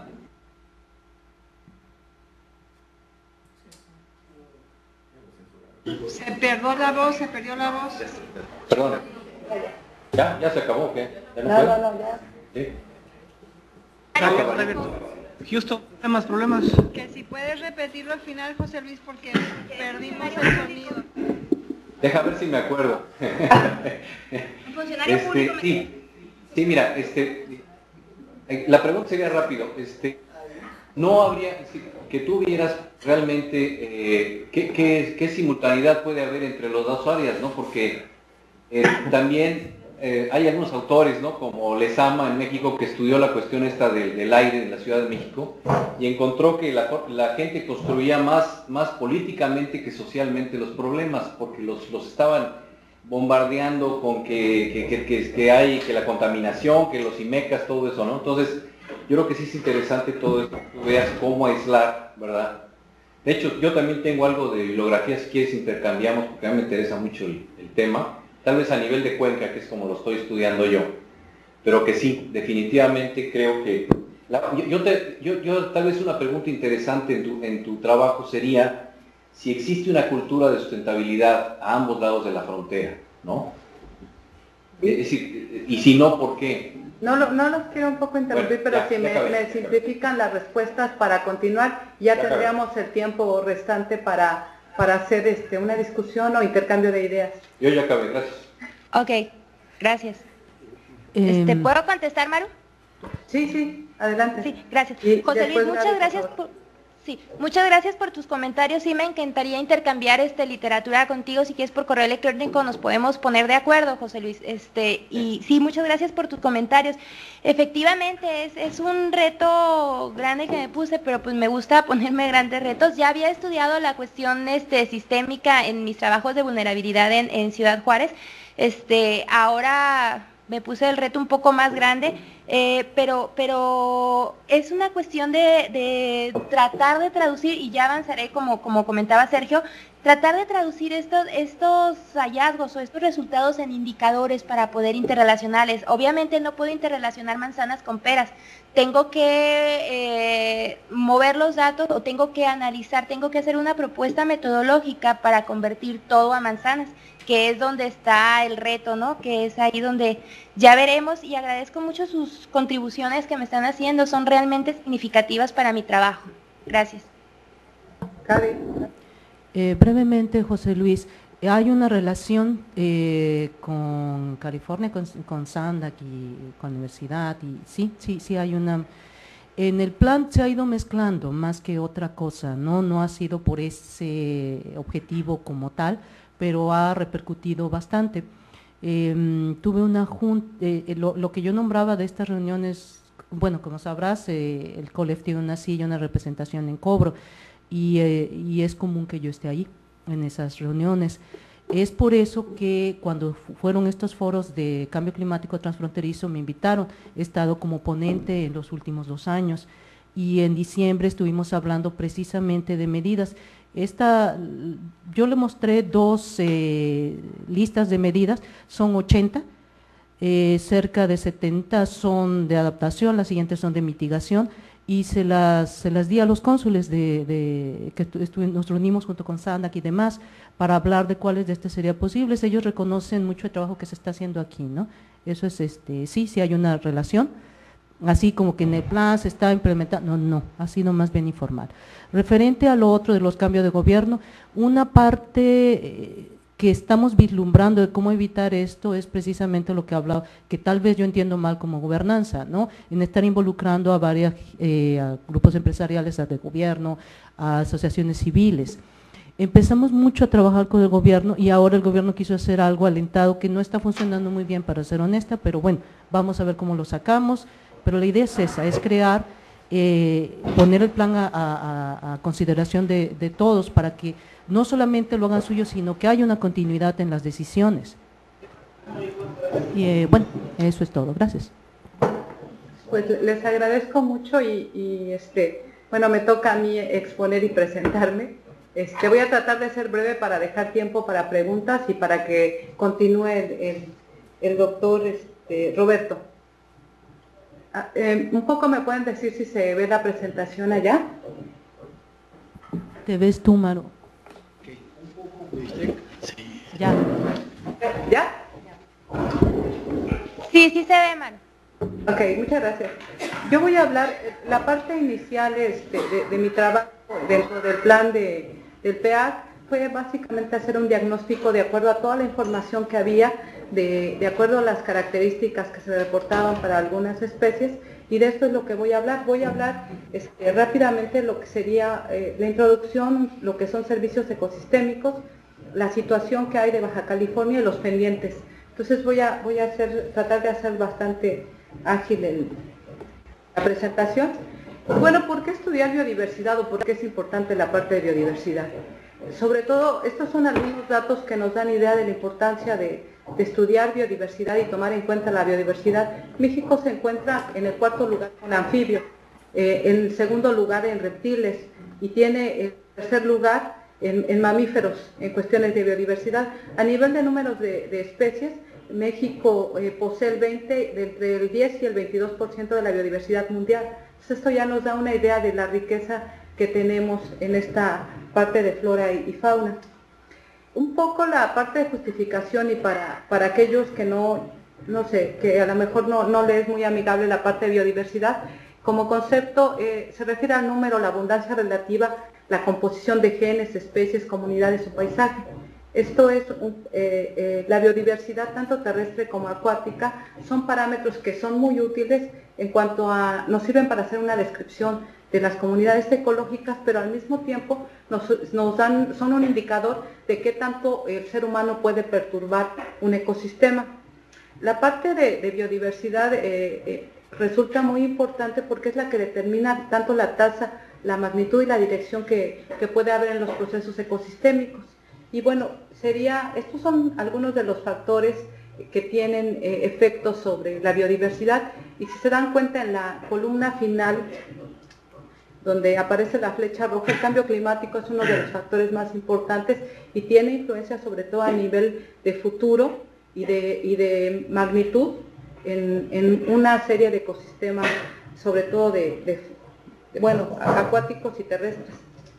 Este es un ejemplo de toda esta relación que hay entre el cambio climático y la afectación en ecosistemas y sobre todo en la parte de biodiversidad. Cuando tenemos procesos como la desertificación, ha evitado que se dé captura de carbono o reduce la forma en que se captura carbono, y esto ha tenido un impacto directo en lo que es cambio climático, y a su vez esto va a tener un impacto directo en lo que sería la parte de biodiversidad, ya sea aumentando para sobre todo especies invasoras y disminuyendo para algunas especies nativas, y por ende, como se ve un poco en el ciclo, hay pérdida de biodiversidad. Esta es, creo que, una imagen bastante ilustrativa de cuál es el proceso que hay y la relación que hay entre biodiversidad y los servicios ecosistémicos. Esta es una definición muy sencilla de lo que son servicios ecosistémicos. Los servicios ecosistémicos son todos aquellos beneficios que obtenemos de los ecosistemas, y pueden ser de dos tipos, y también se pueden presentar como servicios inmateriales. Los de aprovisionamiento creo que son los que nos afectan directamente, parecería más que a los humanos, que es la parte de alimento, la de agua, la de madera y fibras y combustible, y la parte de inmateriales, que cualquiera de ustedes que ha estado en Ensenada o que va a Cancún disfruta de estos beneficios que tienen los servicios ecosistémicos. Y la parte de regulación, que sirven para procesos de clima y regulación de polinizadores, enfermedades, y la parte de purificación de agua, que es muy importante para Baja California. Lo que le llaman servicios de soporte ecológico es básicamente el funcionamiento dentro del mismo ecosistema, que es el reciclaje de nutrientes, la formación de suelos y productividad primaria. Este es un esquema a nivel jerárquico de cómo está estructurado los ecosistemas y su relación con los servicios ecosistémicos que proporciona cada uno. Y esta imagen me gustó mucho, la presenta el doctor Sarukar y a mí me pareció sobre todo muy fácil de ver. Nos da una idea de qué pasa si afectamos un proceso que parece tan sencillo como la polinización.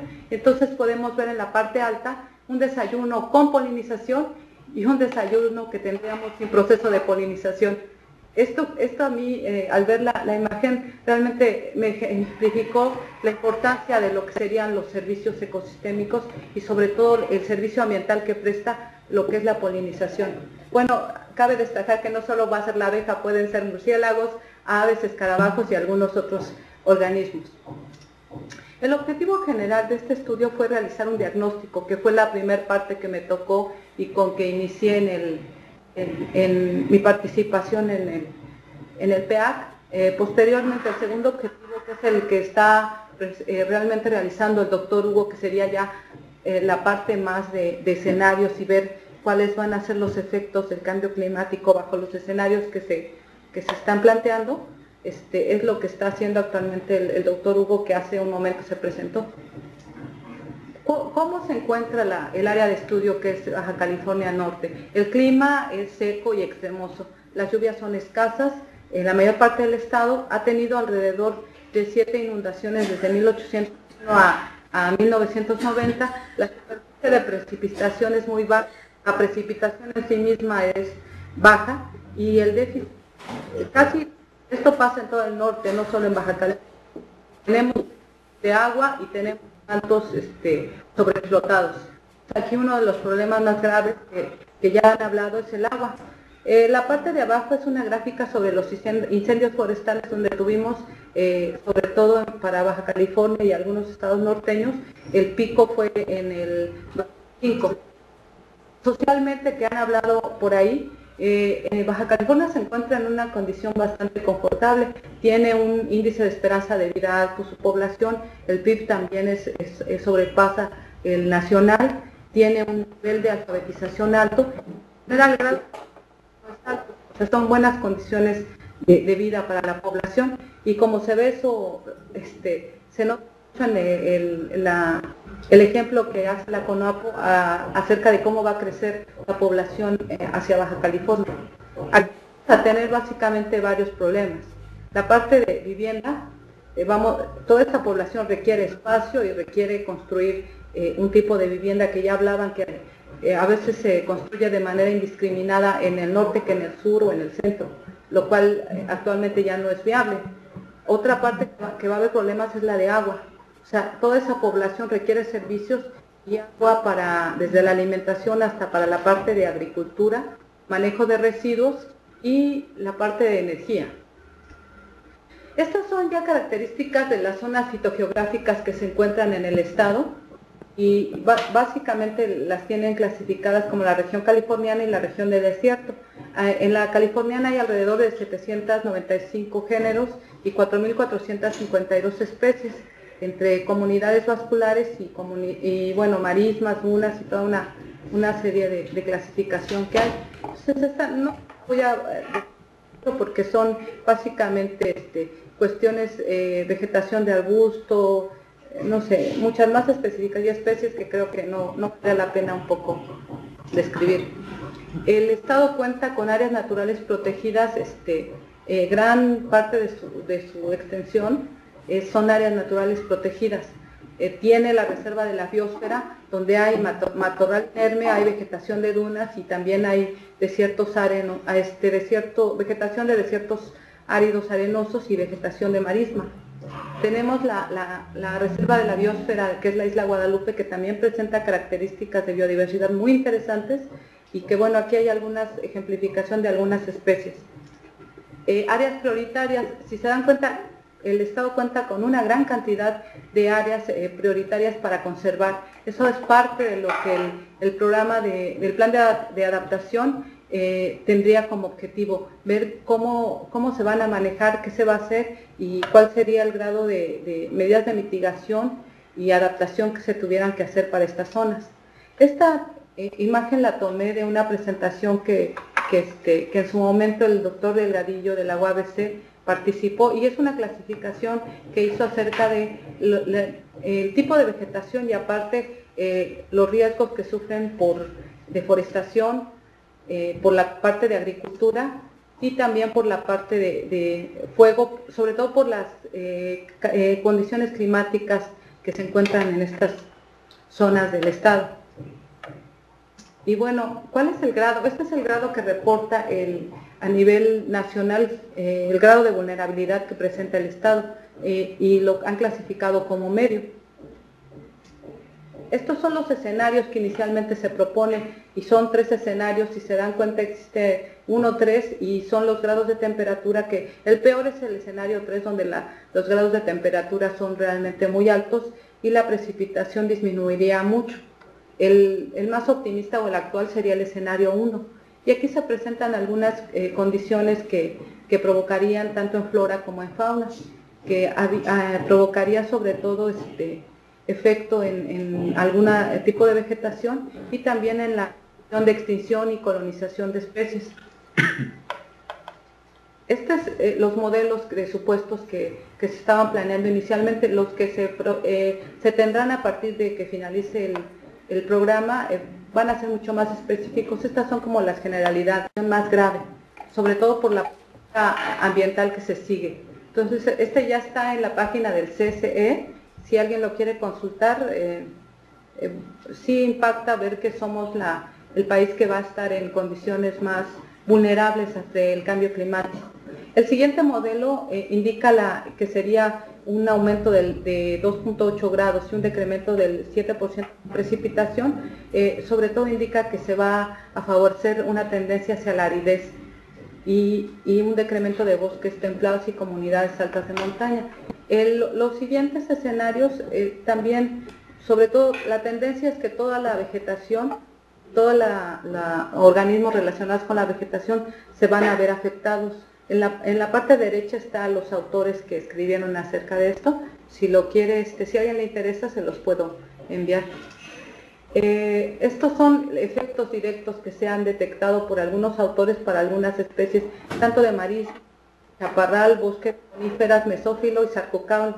Entonces, si se dan cuenta, va a haber desaparición de algunos grupos de comunidades, sobre todo algunas especies se pueden ver favorecidas, pero en general muchas se van a ver afectadas.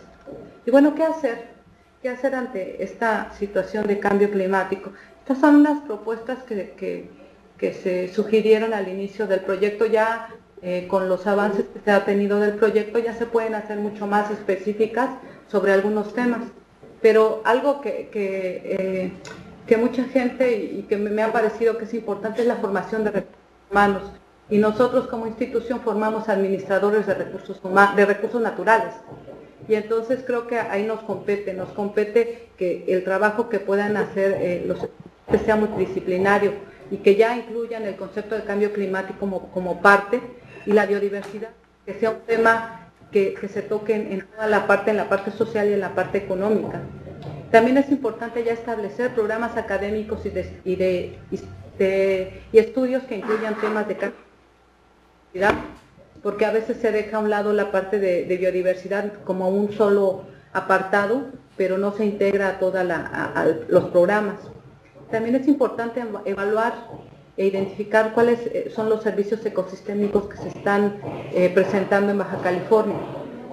Impulsar inventario florístico, que es lo que ya el doctor Hugo y alguna gente de la UABC ha hecho, pero creo que es un poco más el apoyo a los inventarios y actualizar las bases de datos existentes. Otra cosa importante, y lo que hablaban ustedes, es compartir las bases de datos, porque desafortunadamente o afortunadamente las especies no son, en el caso de las vegetales no hay tanto problema, pero aún así los vientos, el caso de la polinización es uno de los ejemplos más claros, que no tiene fronteras, y entonces podemos estar compartiendo especies e interviniendo con algunos procesos si no tenemos cuidado, sobre todo en algunas medidas de mitigación o de adaptación. Entonces es importante compartir las bases de datos de las especies que hay entre México y Estados Unidos, y sobre todo en la parte de Baja California con California. Esta parte que poco yo todo el trabajo que hice de investigación, hay pocos estudios de cuestiones de ecofisiología, o sea, respuestas de las plantas y de algunos organismos hacia cambios de temperatura y precipitación. Solamente algunos países tienen, y he visto algunos estudios que se han hecho en California, que eso también sería interesante intercambiar con los representantes de California en la parte ambiental. Y algo que en la última reunión que fui a ver, ya no se preocupa tanto, sobre todo la gente que se dedica a hacer estudios de especies, sobre las especies endémicas. Ahora están más preocupados sobre las especies invasoras, que serían el riesgo y que serían las que desplazarían algunas especies endémicas o provocarían la extinción de estas. Estos son también estudios específicos y ya lo mencionaban no sé si el doctor, cuestiones de interacción de organismo entre organismo, planta y animal. Hay que hacer estudios de ese tipo y también de distribución y fenología de especies. Otra cosa importante es utilizar esta capacidad que ya deben de haber desarrollado algunas especies vegetales para utilizarlas y reforestar zonas que pueden estar en riesgo. Implementar cuestiones sobre todo de retención de suelo y humedad es muy importante y en todos los estudios se considera esto. Y otra parte que creo que poco hemos trabajado es aprovechar los avances biotecnológicos, precisamente para aplicarlos a especies forestales y para zonas áridas, que es nuestro caso. Y lo que está haciendo, bueno, ya los modelos, esto creo que sería ya, no es un pendiente, ya se está haciendo.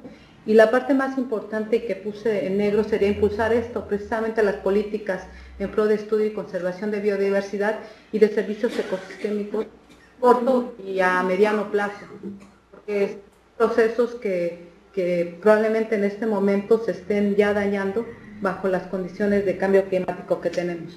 Y sería todo. Gracias. Ahora sí nos ven. Le doy la palabra al doctor Roberto y si quieren ya empezaríamos con las preguntas. Doctor.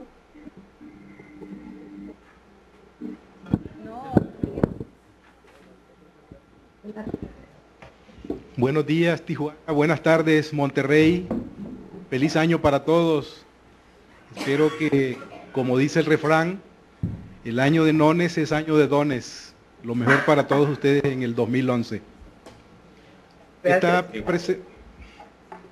Esta presentación forma parte de un acuerdo de colaboración que estamos iniciando con el Instituto de Investigaciones Eléctricas dentro de un programa de año sabático que probablemente lleve a cabo yo en el futuro.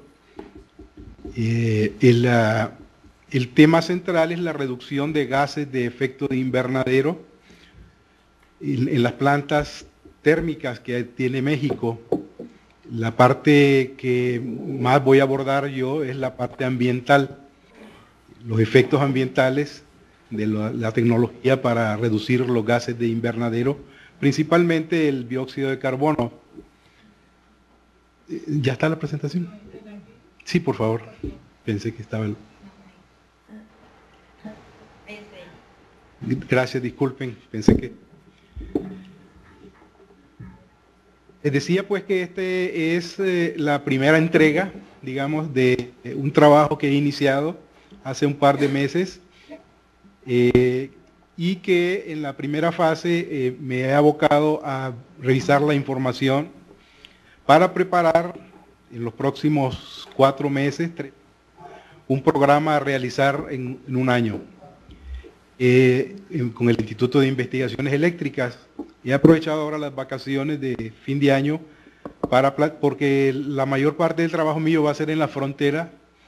He iniciado pláticas con el Instituto de Ingeniería de la Universidad de Baja California, que está en Mexicali, y también con la Universidad Politécnica de Baja California. Las pláticas han sido con el rector y con el director del Instituto de Ingeniería. También he tenido pláticas previas con la gente de la COSEF. Ahora vamos a ver pues la parte básica de este tema, que es la captura y almacenamiento de carbono, que representa una de las opciones inmediatas para resolver o mitigar parcialmente para mitigar o resolver parcialmente los efectos del cambio climático. Existen muchas controversias a nivel internacional, principalmente Alemania, Francia, algunos países de Europa, que consideran que este pues no es el mejor camino. Vamos a discutir un poco ahora sobre los argumentos que han planteado y vamos a conocer bien sobre esta tecnología. El orden con que vamos a tratar los temas es antecedentes, introducción, captura y almacenamiento de carbono, sustentabilidad ambiental y algunas posibles soluciones. Actualmente sabemos pues que el crecimiento de los países tanto desarrollados como en vías de desarrollo han tenido un crecimiento muy grande en los últimos años, principalmente la India, China, que han estado avanzando muy rápido, y eso implica la construcción de plantas de electricidad que usan de hidrocarburos, ¿verdad? Los hidrocarburos principales que se usan para las plantas son el petróleo, el carbono y los gases, gas natural. Entonces esto ha hecho que las emisiones de CO2 se hayan incrementado a un ritmo acelerado, de tal manera que pues ya se está poniendo en riesgo los cambios climáticos, ya se está llegando el momento en que estos cambios podrían ser irreversibles si no se toman las medidas adecuadas. Estas medidas se han empezado hace unos 15 años, ¿verdad? Sin embargo, el avance que se ha tenido es muy lento, no obstante que en lo que se refiere al tema que hoy estamos tratando, ya se tiene mucha información tecnológica, muchos resultados de investigaciones, pues mucho más de hace muchos más años, ¿verdad? La tendencia general es que los precios del petróleo están subiendo y representan una incertidumbre para el futuro. Sin embargo, los precios del carbón no representan una incertidumbre, representan más una estabilidad. Esto implica pues que se va a seguir consumiendo carbón en los próximos 30, 50 años. Estados Unidos, que es el principal consumidor de hidrocarburos, tiene los recursos a nivel mundial más amplios, y entonces se espera que haya mucha investigación para resolver los problemas, pero se va a seguir trabajando hidrocarburos. Las centrales eléctricas son las principales emisoras de CO2. La ventaja de las centrales eléctricas es que son emisiones puntuales, las emisiones son puntuales, así como las industrias del cemento y otras, las descargas atmosféricas son puntuales, no así los transportes que pues, son muy variados. Los principales gases de invernadero que se consideran son el dióxido de carbono, metano, óxido nitroso y algunos fluorocarbonos. Sabemos que hay otros más, pero incluyendo el vapor de agua, que para cuestiones de cambio climático es importante. Sin embargo, para los fines de este trabajo no es tan importante. Los principales gases en lo que se refiere al factor de calentamiento global, como probablemente la mayoría de ustedes saben, hay una escala que dice cuáles más afectan más, ¿verdad? Contribuyen más.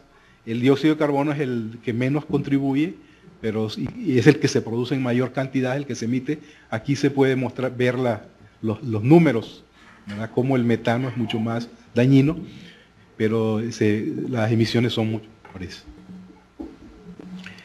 Esta es más o menos la distribución de estos gases de invernadero, de acuerdo con estudios que ha realizado la EPA recientemente, en 2008, pues aquí vemos que el 85% pues es el dióxido de carbono y los otros pues están en menores proporciones. A nivel mundial, de acuerdo con esta tabla, está asociada a los países que se comprometieron con el Acuerdo de Tokio, ¿verdad? Vemos que vienen datos de 1990 y de 2007, ¿verdad? Y también viene cómo ha cambiado del 90 al 2007, y vemos pues que la mayoría de los casos hay incrementos, ¿verdad? En la parte derecha de la tabla se muestran los valores per cápita de acuerdo en cada uno de los países. Estos países se comprometieron a hacer reducciones. Sin embargo, los que no se comprometieron, principalmente los países en vías de desarrollo, pero Estados Unidos también no se ha comprometido. China, Estados Unidos representan los mayores emisores, Estados Unidos principalmente. Y aquí vemos a México en el contexto internacional, que también ha crecido considerablemente del 90 al 2007, las emisiones de CO2, ¿verdad? Existen algunos otros países que han aumentado en menor proporción, pero vemos que México lo ha hecho de una forma importante, aunque su contribución mundial es pequeña. Esta es una forma gráfica base a los años del 2002.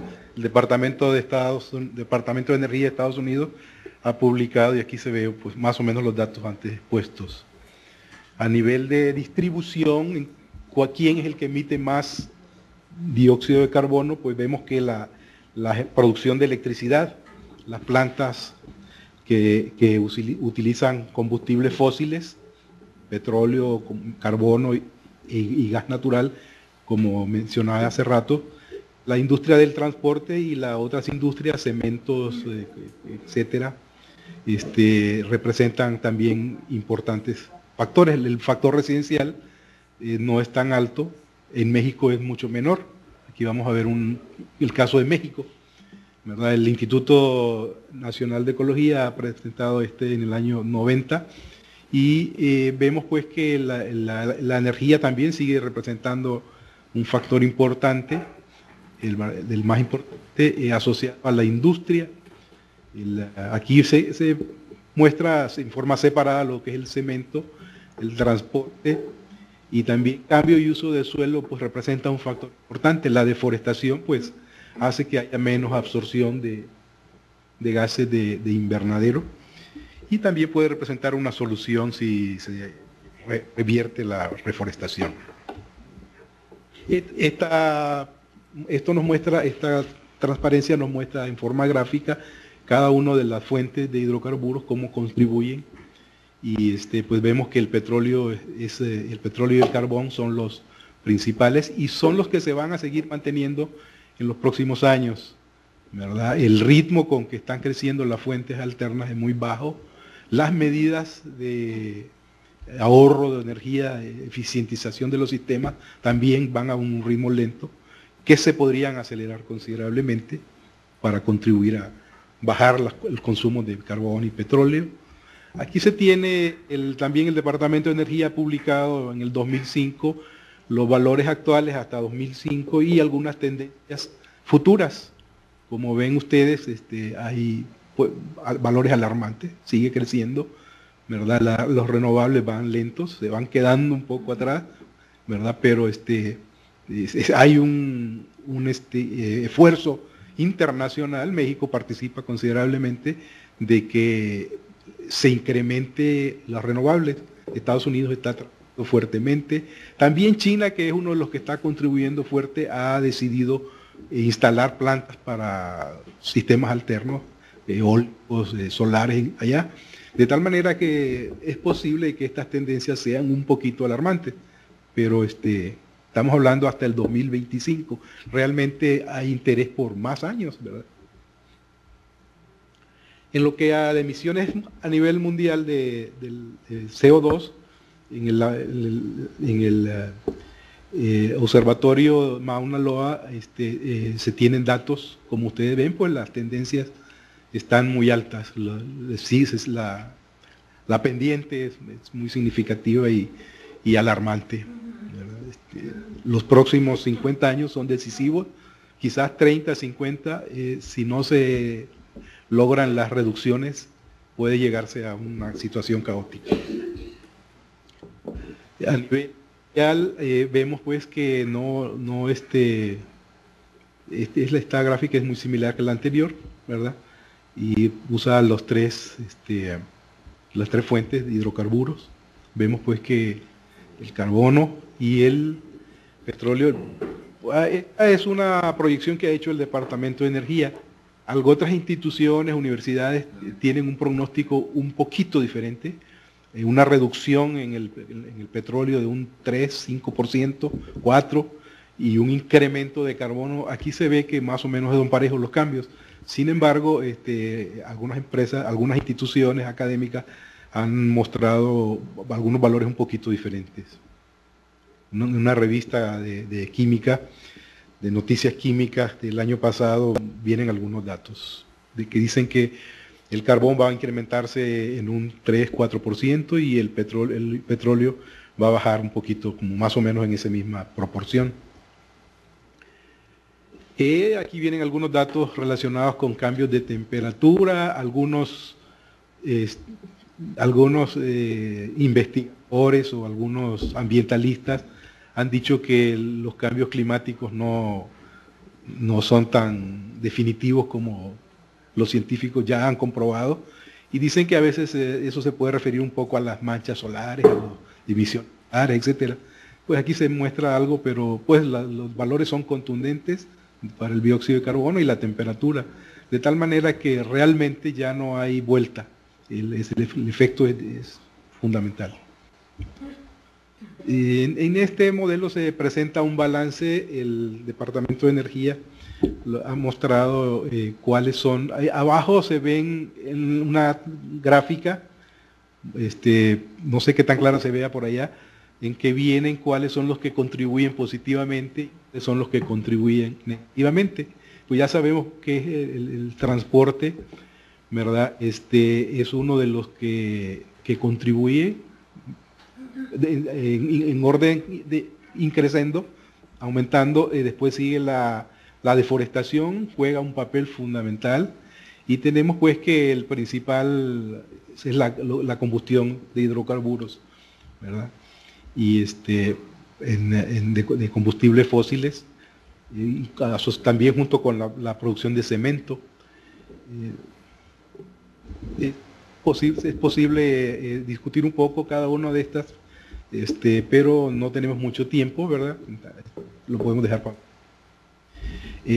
ahora vamos a entrar ya en el tema central, que es la captura y el almacenamiento de dióxido de carbono. Las siglas por el nombre en inglés, Carbon Capture and Store. Doctor, tiene 5 minutos más. Gracias. Entonces pues vemos que la primera fase es separación, después el transporte hacia el sitio donde se va a confinar, y después el lugar donde va a haber un confinamiento. Los esquemas tecnológicos han mostrado 3 fases. Puede ser que la captura se haga después del proceso de combustión, antes, o a través de un proceso muy interesante que se llama oxicombustión. El postcombustión, eso quiere decir que ya hasta que se quemaron los hidrocarburos, ¿verdad? Se hace el tratamiento. Generalmente existen tecnologías químicas de absorción con aminas o otras sustancias. Existe una gran cantidad de proyectos. Aquí se ve, si ven en la tercera columna, en los años, estos proyectos se van a iniciar, ¿verdad? En algunos países, en algunos lugares, y ahí viene cuándo se iniciarán los proyectos. La mayoría no se han iniciado. Ha habido algunos retrasos, vienen los tamaños de las plantas, qué tipos de sistemas de captura se van a hacer, etcétera. Precombustión, antes de que se lleve a cabo la combustión, se separan. Ahí se mira cómo llega el combustible y cómo se separa antes de quemar, y antes de llevar a la combustión.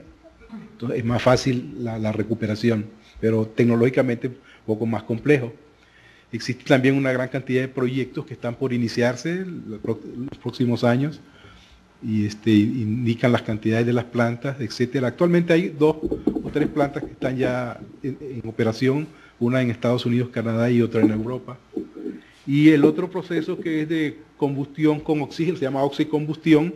Ese implica quitarle el nitrógeno principalmente al aire y usar únicamente el oxígeno para quemar, de tal manera que el resultado de la combustión es un gas muy limpio que puede tener usos químicos o algo otras aplicaciones. Son proyectos de oxicombustión, algunos van a iniciar este año y otros hasta el 2015, ¿verdad? ¿Cómo se piensa llevar a cabo el almacenamiento? Pues hay varios lugares, varios sitios, en formaciones geológicas apropiadas, en reservorios de gas natural agotados, de petróleo, en recuperación mejorada de petróleo, depósitos acuíferos. Ahorita vamos a ver cada uno de los casos, ¿verdad? Las características importantes es que haya impermeabilidad donde se inyectan los gases. La fase inicial no representa un problema porque las presiones son bajas. A medida que se va incrementando, se van aumentando las presiones y es cuando puede haber algunas fugas. El otro uso es llevar los gases separados, el CO2, a sitios donde ya se está agotando la extracción de petróleo para ayudar a extraer más el petróleo. Existe un organismo internacional que es Carbon Sequestration Leadership Forum. México pertenece a este grupo que tiene como objeto trabajar un poco en las tecnologías, tomar en cuenta los intereses internacionales. Aquí vienen los países que están asociados. En el año 2008 México inició con algunas reuniones entre la Secretaría de Energía y el Instituto de Investigaciones Eléctricas, etcétera. Este acuerdo es entre los ministerios o las secretarías de energía únicamente. Hay pocos países, incluyendo la Unión Europea, pero se espera que haya más países en el futuro. Este consorcio se formó en el 2003 y pues tiene como objeto que se desarrollen las tecnologías adecuadas y que el proceso sea seguro. Existe una serie de objetivos, identificar los problemas básicos, las áreas de colaboración, los intereses de los investigadores, de la sociedad, generar manuales para ayudar, para colaborar, identificar inventarios de necesidades potenciales, tomar en cuenta la academia, la ONG, el gobierno, la industria, desarrollar estrategias para que la sociedad acepte. Aquí en México no es tan problemático, pero en otros países, como Alidad ya inició la construcción de plantas eólicas, ¿verdad? Que se estima que para el 2018 se logre reducir un 25% la generación de energía con fuentes renovables. Actualmente andamos con cerca del 20%, ¿verdad? Etcétera. Aquí tenemos un sistema por medio del cual se aprovechan los bonos de carbono, aunque los bonos de carbono todavía valen la mitad de lo que cuestan las tecnologías de secuestro y de almacenamiento de carbono. Algunas organizaciones internacionales han vetado principalmente porque una tecnología muy costosa y que no se sabe todavía. Greenpeace, sobre todo en Alemania, ha estado bloqueando proyectos, sobre todo porque pueden existir fugas. El dióxido de carbono no es tóxico, pero si reemplaza al oxígeno puede causar daños. El éxito potencial puede hacer que los combustibles fósiles se sigan utilizando por más años, ¿verdad? Es una solución. Nuestro comentario es que final es que es un mal necesario, no es el caso ideal. Sin embargo, es necesario iniciar lo más pronto posible porque se puede venir el tiempo encima, ya que las otras alternativas están avanzando muy lentamente. La reducción en la eficiencia energética puede contribuir significativamente también a la reducción de los gases de efecto invernadero. Doctor, ya se agotó su tiempo. Ya, gracias. Bueno. Gracias. Sí, ya terminó. Gracias. Gracias. Sí, ahora vamos un poco a empezar de manera inversa. Algunos comentarios que tenemos aquí, Ciudad Juárez y al final Tijuana, por favor. Hola a todos, Ismael Aguilar, Departamento de Estudios Urbanos y Medio Ambiente. Feliz año también para todos los que no he tenido oportunidad de conversar directamente. A varios de ustedes ya conversamos algunos aspectos del departamento. Tengo dos aspectos, dos puntos que quisiera mencionar como comentarios, nada más. El primero es que recuerdo en algunas clases y en algunas pláticas con una colega, Helen Ingram, decía, normalmente es más o menos fácil saber lo que los académicos concluimos cada vez que hacemos estudios, y creo que aplica mucho en varios de los trabajos que hacemos. Las conclusiones normalmente se dirigen hacia lo que nosotros creemos como investigadores que es más necesario, y siempre concluimos que son necesarios más estudios, conocer más sobre los aspectos que nos interesan para poder explicar problemas, ya sean sociales, económicos o en este caso ambientales.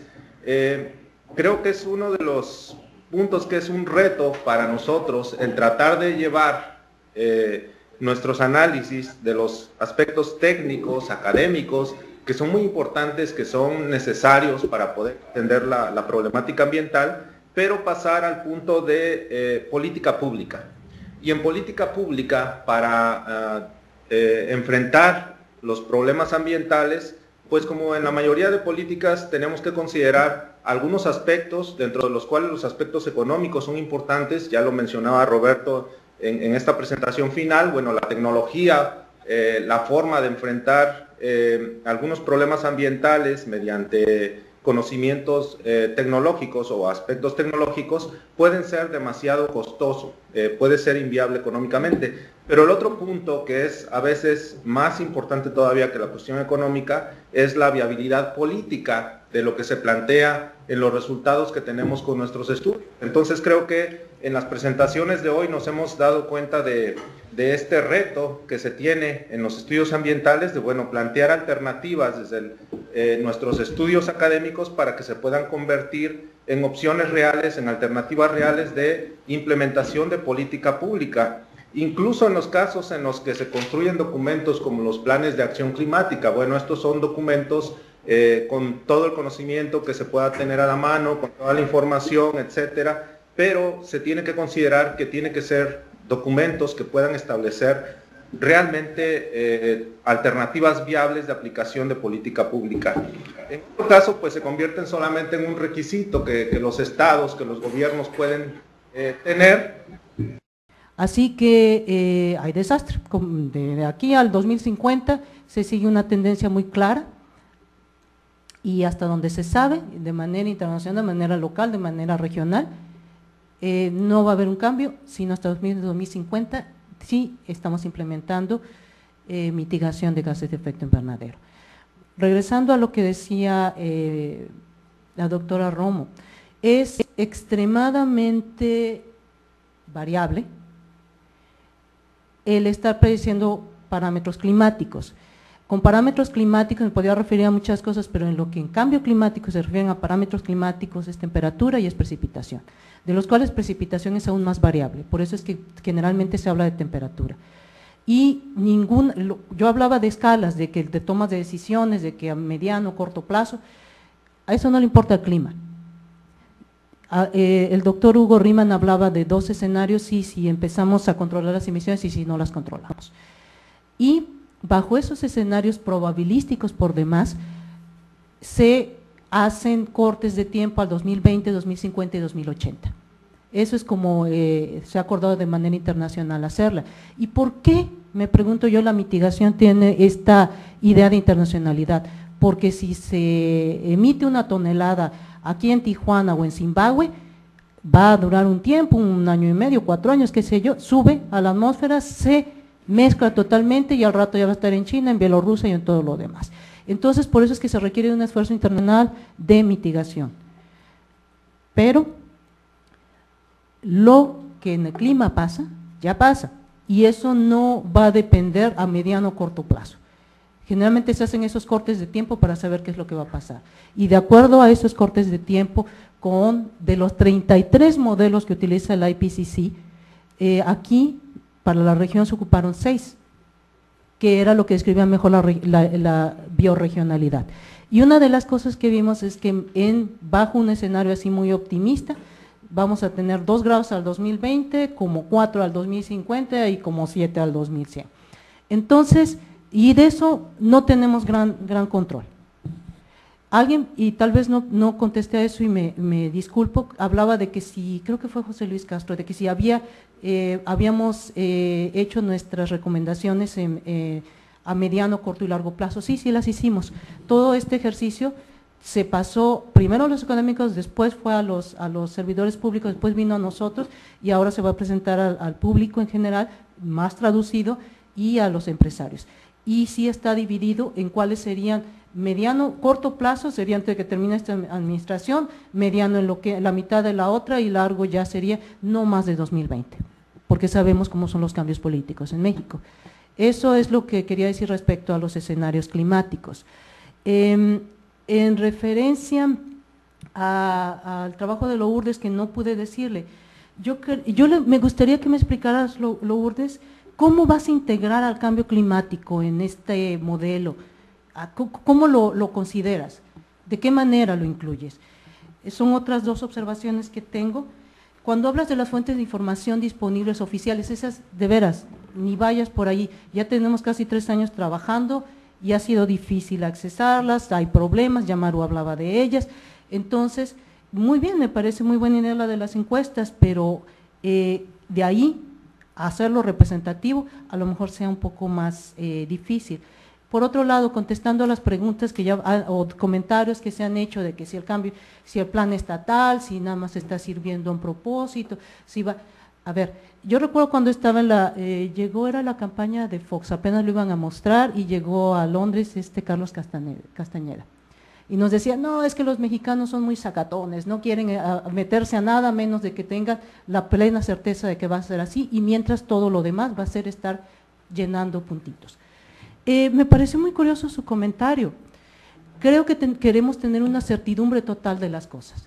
Y una de las cosas que tenemos que hacer, si Carlos ya me lo termino, es que vamos a hacer esa propuesta. Hemos estado intentando validarla de manera social, económica, política, regulatoria, para que llegue a un punto. No nos hacemos las ilusiones, sabemos que si de las 80, 3 o 4 logran realmente ser implementadas, estamos de gana. Gracias. No sé si existe alguna pregunta, si no ya sería como o algún comentario, mucho más, ya para terminar, y solamente anunciarles que me comentaba el doctor Ismael que va a haber una reunión de departamento, creo que la próxima semana, probablemente ya les envíe el mensaje más completo, pero para los que están presentes, sí. Mensaje, y si alguien tiene algún comentario, si no daríamos por terminada la sesión, y agradecerles a todos su participación, su paciencia, y creo que en algún momento podríamos hacer la parte de colaboración con lo que ya conocemos unos de otros. Sí. Maru, no sé si me permites en un segundo responder a Gabriela y ya cerrar, o le mando un correo. Tú dime. No, eres Bueno, ya sabes que yo soy muy rápida. Yo creo que tú misma diste respuesta a la pregunta, Gabriela, cuando hablas del cambio climático, las variables que se consideran de ahí, la que puede en un momento dado considerarse para cuestiones probabilísticas o de escenarios es temperatura. Entonces es la variable de cambio climático que voy a incorporar al modelo, temperatura. Respecto a las encuestas, no son encuestas, son entrevistas a actores, y ninguna entrevista son representativas. Sin embargo, pueden servir para traducir en indicadores que permitan ver cómo interactúan con las variables estructurales. Entonces no es encuestas, son entrevistas, y pues no son representativas, pero sí permiten analizar a nivel local, a nivel de cada una de las ciudades, cómo interactúan con las variables estructurales. Respecto a las fuentes oficiales, me refiero para analizar las variables estructurales. O sea, población, cuestiones económicas, cuestiones de vivienda, calidad de vivienda, o sea, las cuestiones estructurales, no para el cambio climático, porque obviamente pues no hay trabajos ni trabajo oficial al respecto. Gracias, Pai. Sí, María Eugenia, ¿me permites un momento? Claro que sí. Sí, bueno, antes que nada, pues también ya para cerrar esta sesión, pues darle las gracias a todos los ponentes, a todos los que estuvieron aquí en Tijuana y asistiendo a este seminario. Agradecerle a doctora Gabriela Muñoz, que me echó la mano aquí con la coordinación, y a ti, María Eugenia, muchas gracias por la organización de esta mesa temática. Y este seminario ya habíamos platicado el doctor Ismael y yo, que vamos a abordar como tema en una de las próximas reuniones del departamento. Pues muchísimas gracias.